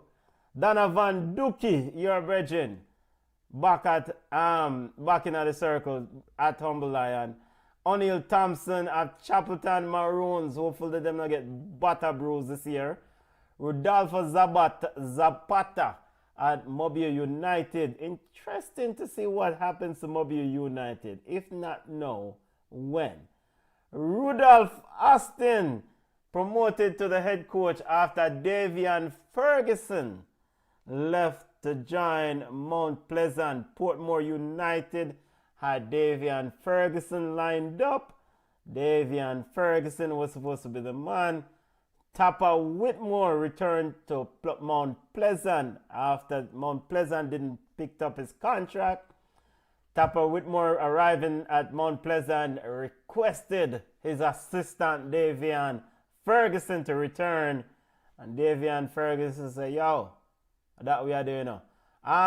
Junior, the Sportmore United, Rudolph Austin, Davian Ferguson. I don't even know where Davian Ferguson is right now, if he's truly at Mount Pleasant, because there's a bag of passa regarding contract and money and blah blah blah. But 8 coaches, well actually 9 with the co-coaches. Junior, Jamaica's Premier League kicks off, and Veer United was leading 2-1 earlier. We'll look at the score here in a second, but talk to me about what stands out regarding this coaching list. New coaches in new places. It's retreads. Apart from Austin being promoted, and as a Portmore youth, I like that. I mean, you're keeping it in the family, and let's see if Austin can grow. But the thing that I want to see Jamaica Premier League build towards is, don't let the coaches be the news. We should be talking about players moving. We should be talking about players to watch. And I know you have some people sit on right now in Jamaica, some people religiously watch the Premier League, will come up and say, yo, you've watched this baller. No, what I mean though is that the coaching personalities are bigger than the players. And that to me is a problem within the league. We need to do better developing. It's not even the standard of the league, the standard of marketing. We need marketing for the better. Marketing department for the better. 100, because there are a slew of transfers, and the website, the JPL website, just put a tab with transfers now, and then list the transfer and the movement of players. Junior Okosa Chong returns back again. Yes. However, it's gonna be interesting to see if Okosa Chong can reclaim that stellar season he had. Because remember one time Okosa, we are watching Jamaican football and say, yo, let go Okosa Chong. Because at the time he was the leading goal scorer in the JPL. Tried the foreign thing, and the foreign thing didn't work out. Yeah, and it's unfortunate because he was performing well. He shouldn't have to go through a acclimatization period. I won't speak to the foreign experience out of respect for the baller, but it shouldn't take long for him to get back into the flow of things. And score updates. This is from the Jamaican Premier League website. Boy, Mobile United fix up Veer Phoenix United 5-1. I thought Veer Phoenix United was leading that game at one time. Well, go over Instagram and you saw here, Phoenix will rise again. No, wait. We could go over flash score and see what go on over here, so, because something fishy over here, so, because the Jamaican Premier League, Phoenix was leading this football game. They have VAR. And actually, the flash score have the score 4-1 and not 5-1. The Jamaican Premier League website has the score as 5-1. Phoenix Veer United, a player picked up a red card. Let's see here. Harrison got a second yellow card. Junior, no Kyle Butler in this Phoenix Veer United. Looking at the starting 11 here. Yeah, because he's returning from injury probably.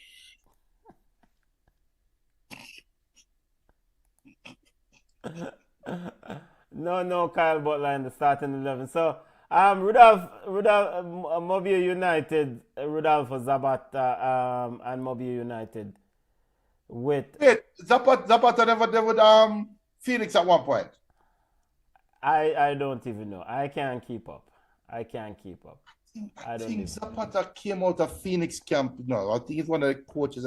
Could be wrong. Could be wrong. I could be wrong. According to according to Flash Sports, Garden with the goal, Garden, Breto, Brown, and Thomas with the goals for Mobile United, and Thomas with the goal for Damian Thomas with the goal for Veer. What's her name? Veer Phoenix. That's her name? Yeah, Veer Phoenix. Veer Phoenix. Junior, do you have any concerns about the core coaches here with Lenny Hyde and Craig Butler? It's just a matter of time. Huh? It's just a matter of time. The mere fact that they are co-coaches, they can't even agree on a head coach, just a matter of time. I guess the interesting thing that Lenny Hyde, I think, was asked this question, and he said, they do have a working relationship. And they do have a relationship because Hyde's son actually went to Phoenix setup or Phoenix Academy. So time will tell. I guess there might be games where Hyde say, "Yo, this weekend, I need to prepare for the Costa Cup. You have to deal with that over there." So. Again, why is schoolboy football and Jamaican Premier League together? It should not be. I'm totally against that. All right. Continue Jamaican football. Yard ball has run up. All the Shamar Nicholson fans just want to update and said Shamar Nicholson is back at Spartak Moscow. He did enter the game yesterday in the draw against Dynamo Junior. He actually got some minutes here as opposed to the previous. And let's see if he can develop. Previous. And I saw BM says that Daniel Johnson is now in the Turkish second division. Junior, as long as he might play some ball, he might play some ball. Yeah, and he is transitioning out of his career gracefully. Let me just put it that way. Okay. Also want to salute Yardy Ball at Twitter, Yardy Ball on X, or not Twitter, but Yardy Ball on X, giving up-to-date coverage on Jamaican women footballers. And salute to Melissa Johnson, scored I think 7 goals so far for Forest over there in the Northern English. I think it's a Northern English Women's Super League or Women's League there. And also big up to Junior, your baller, Sade Adam Malcolm, who scored for her club Hearts in the Scottish League. And big up to Cameron Simmons, who also scored at Florida State. There's some news that Jody Brown subsequent departure for Benfica has been delayed because of some sort of bureaucratic issues. Junior, hopefully that will get resolved soon, and the baller can start taking up that contract. Yeah. And that was the news that I saw. I keep eyes on Tyreek McGee. Big up Jeremy, and there is a groundswell again for Tyreek McGee to be included in the Jamaica setup. So we're going to keep tabs on Tyreek McGee. So where is Tyreek McGee now? I think he's still playing in USL. TYREEK. Oh, he's with Colorado Switchbacks. Yeah. Yes, Colorado Switchbacks. Yes, so he's still playing with Colorado Switchback. Okay. So we're going to keep an eye on him. For all those out there that so big up Jeremy, because Jeremy is an advocate for Tyreek McGee, and I can see he definitely playing for Yeah. Jamaica in setup. Yeah, the last time I watched the games, he definitely is playing better. In terms of, he's playing better. He's playing better, and Colorado Switchbacks played Charleston Battery yesterday in USL, and he did play. Definitely. And so far, let me see what is 11 appearances so far, 3 goals, 1 assist. So far in the 2024. And BM says that the sooner Jody moves to Benfica, the better she needs the development. He also said that if a baller can't dominate USL, he doesn't deserve to be in the team. That is true on one hand. That's true on one hand, but on the other hand, he would have done better than and Bobby Reed would have been better served deployed elsewhere. Let me put it that way. Yeah, better served deployed elsewhere. So yeah, I mean, this is good for young Tyreek. I think ultimately Tyreek has found a home. He seems to be aka a club that is utilizing him, and he's actually getting valuable minutes. I mean, I think that's the least you can ask for. And it looks like he's actually enjoying himself playing football again. Yes. So, because we know the youth have talent. I mean, we know that the youth can play ball. It's just, And he's 25. Back then, when there was a push for him, he might have been too young. Now that he's 25, seeing the world a little bit, you never know. Like I said, there's a groundswell for him. We have our ears to the street, so we're watching, and we might not call certain baller name, but we are aware, and we're watching certain ballers. I'm going to put it out there. Keep an eye on Tyreek McGee. So we've gotten the junior approval regarding the Tyreek McGee situation. There is a role in this setup for him. I never doubted Tyreek McGee's ability going forward. My issue was always defensively. He was always a missing man. Okay. I think, looking at his development, put Bobby Reed on the left wing or right wing, put Demari Gray up front as a striker. Tell Antonio for go and rest. Go and eat some fish at back road.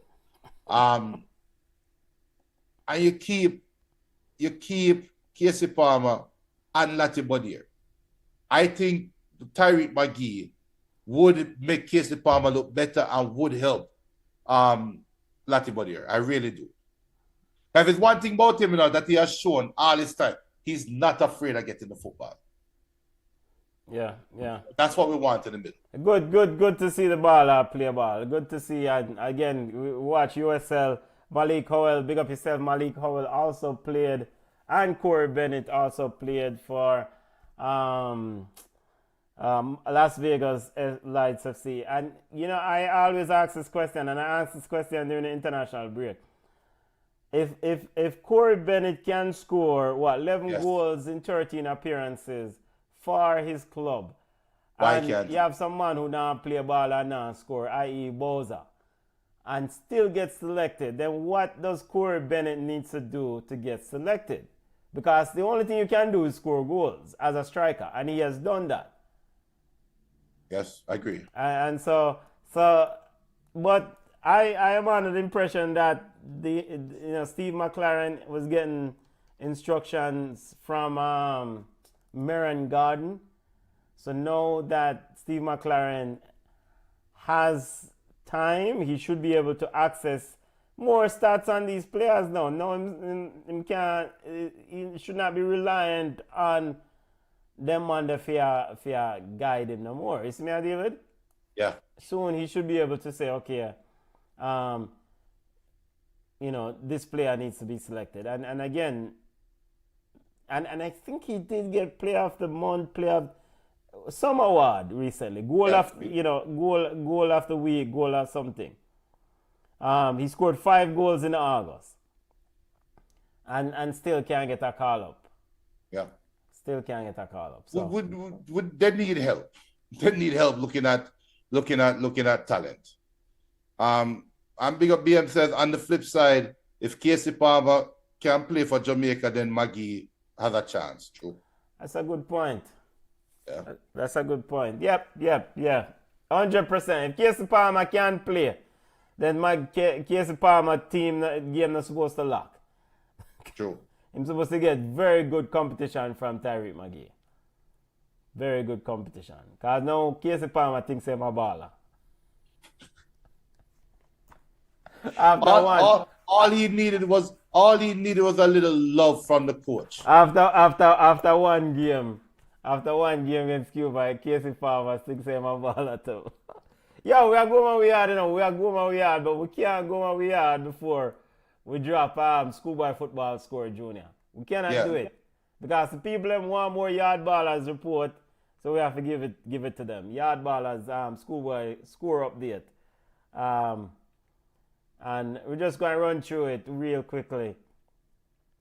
Cornell College defeated, you know, in fact, we're not run through all of them because enough. We want to highlight Manning School. The Manning School, the one and only. Fix up Godfrey Stewart 9-0. Big up yourself, Mannings. And we want to big up the family over Chapelton. Big up and Charlie Mount. Big up in yourself. Junior, do you have any school you want to highlight? Florida State lose this weekend, so I'm school out. Let me see. It's a take down the Manning Cup results already because Manning Cup result was just up here as of this morning. But Manning Cup result, I think JC or somebody must give one side 18. Cumberland, I think Cumberland High School. Do you know Cumberland High School? Waterford. I want Waterford beat up a side. No, Waterford got 11, Junior. I got 7 from Mona. Yeah. Do you know a high school named Cumberland there? Cumberland High School? Yeah. In Jamaica. What? In Jamaica. No, well, big up anybody with Cumberland High School. But Cumberland is in Portmore. I'm pretty sure it's the same Cumberland. And maybe they have a high school, maybe they have a primary school, turn to high school. Look, before the Jamaican people come call we down, we at Ball Chat here, me and Benton, don't live at Jamaica anymore. And before people speak for yourself. Before people come call me down, said the homie come from Westchester, Portmore, don't know about no Cumberland. When I was going to high school, there was no Cumberland High School. Yes, but I'm trying to find because the Manning Cup results had. All right, here's Manning Cup results. Yes, Kingston College defeated at Stadium East defeated Cumberland High School 18-0. Yeah, so they're more likely is a new. You know, before me say, because it's years me leave Jamaica, and that school might come around. Let's get the Manning Cup results up. So people don't say why me I try misrepresent. Yeah. So Stats defeated Calabar 1-0. Jamaica College defeated Ascot 11. Georges defeated Papine 10. And I'm here looking at Cumberland High School. Yes, so they are right off Cumberland Drive in Gregory Park, Jamaica. That is in Portmore. Anybody know? So I am pretty sure that was either all-age school at one point, one Cumberland Drive. Yo, Cumberland. Anybody, all right. So let me just give you a little history, Benton. Because we know the short one, I think. You see, Cumberland, anybody that know Portmore, if you know Heart Academy, and I can't talk about Portmore today, I can't talk about Portmore 20 years ago. So things change, right? But right at Heart Academy, right across the street, you have Passage Fort. You can walk all the way down there, you have Westchester up on the left, Passage Fort. Then you have Cumberland, you one road, walk all the way down, Portmore Missionary Church right to the right. Then you have Cumberland after you pass on Big Upland. You see that big one? You ever hear about Newland? Yeah, man, I hear about it from you.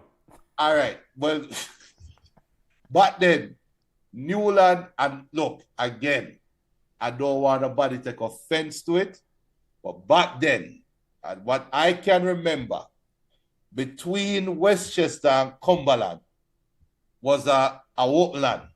Like literally a big woodland, and you had people living on that land that never registered. Capture land. I don't want nobody say I call it squatters, but it is what it is. Capture land. Never squatters. That's squatter. That was Newland. So right there, so, and then you have Cumberland.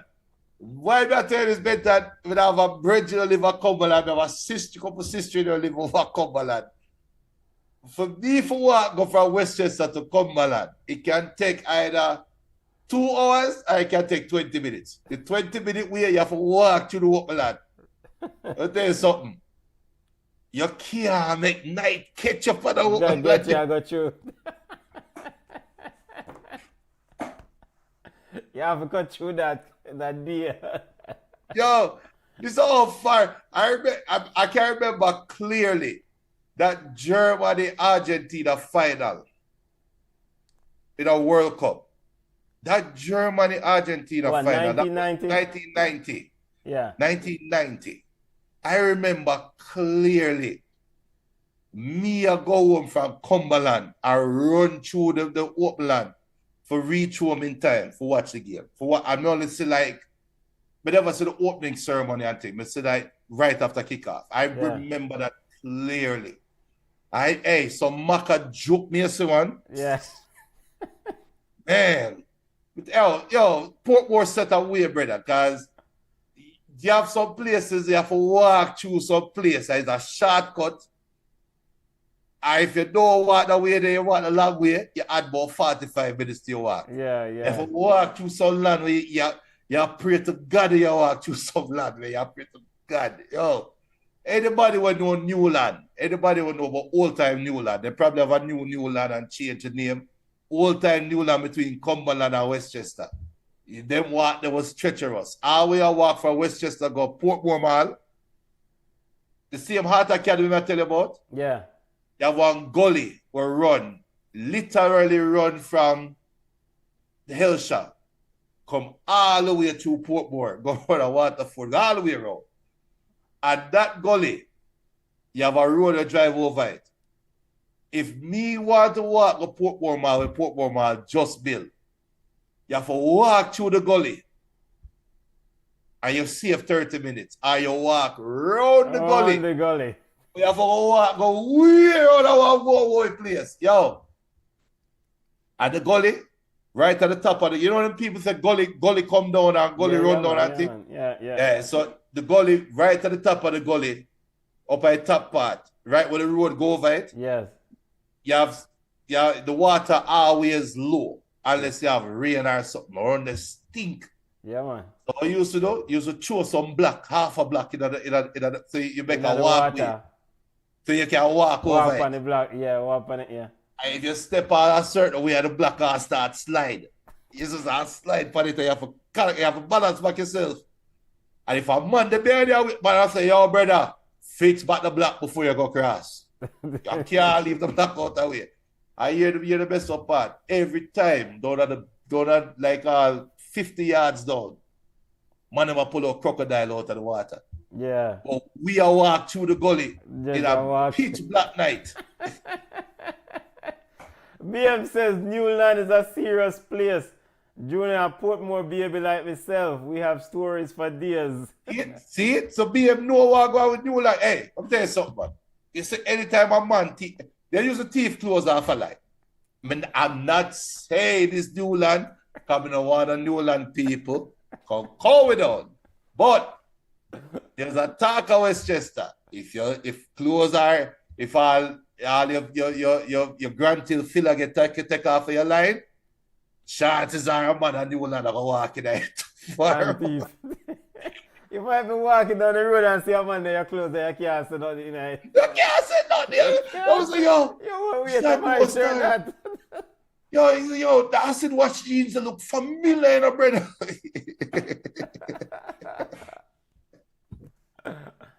And Yeah, on top man, of that, you have the mosquito. Yo, and then when them do the slash and burn, we end up like you're going to Spanish town when them burn the cane. Yeah. You there put more ash fall to you like rain. But yeah, yo, that Cumberland stretch, right on Newland, that bad. You have another place you walk from, if you go from Westchester to South Barrow, right when Newland, because Newland, just one big open land. So right at the bottom of Newland, right where you have South Barrow, you have one little road. You have a road. The road are probably about, but then it feel big, long, but no, when we go down over there and drive, it's like a 30-yard stretch. Yeah. So it's short, yeah. But you know, no light. Yeah. Surrounded dark. Can't make night get around it, though. You can't. Because my cousin and my auntie them live at South Barrow. But we hardly have ever go from South Barrow to my house by myself. But 1 or 2 times I take my bicycle, man, and I have to reach one before night reach. I reach the dark road, I have to say, John, why? I ride on the dark road, I reach home in 20 minutes. But we have to go around a Waterford way, I reach home in 2 hours and get in trouble for reach home late. Yo, dark road I do it. Dark road I do it. You just lock your eye and pedal. Lock your eye and sit up pedal fast. What a sin thing if you catch a flat. Catch a flat? You No, the stop. flat can't catch me. That's not a rim that. I rim that. I hear some man I walk on that road, I get slapped in the box of the head. Boy! Yeah. And nobody know what. And nobody, yeah, man, you can't. Like BM says, story for days. Trust me, we can tell you some story, man. All right, so extended yard ballers report. We're going to chop it or cut it out, isolate it and release it as an independent show. So yard ballers report, family. You're going to get the full 100. Holland fans, big up on yourself. You know, saying you listen week in and week out and you lose again this week. And I get 5 from William Nett. So go easy, you know.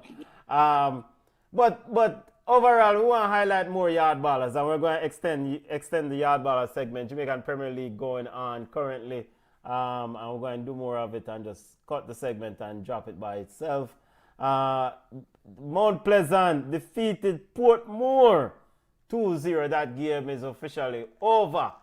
Tapper Whitmore back at the helm. Junior doing his thing. Big start for Tapper, brother. I'm supposed to get some more money, you know. Well, the money is relative.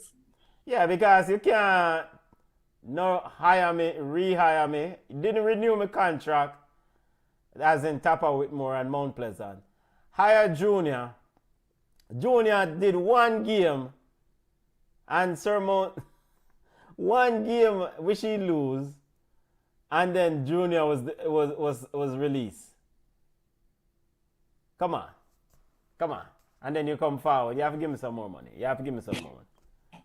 Colombia currently leading Holland 2-1 in FIFA under Women's U20. Again, Japan versus Spain next quarterfinal at 7 p.m. That game is going to be a very interesting game. And actually, that game already started. So 7 p.m. Japan versus Spain, repeat of last edition's last final. And of course, United States will take on Germany later on. Champions League this week. Lots of football. Ball Chat Weekly Show resume. Football family, make sure to smash the like button. Make sure you subscribe to the channel. Big up to our listeners on Facebook, or Instagram, wherever. TikTok, big up in yourself. Connect with us on TikTok. We have ballchat_podcast. We're on X at ballchat1. We're on Facebook at ballchat. We're on Instagram at ballchat podcast. You can email us at ballchatpodcast@gmail.com. Junior, have a safe week in the family and all the Ballchat family. Bless up on yourself and chat safely out the road, family.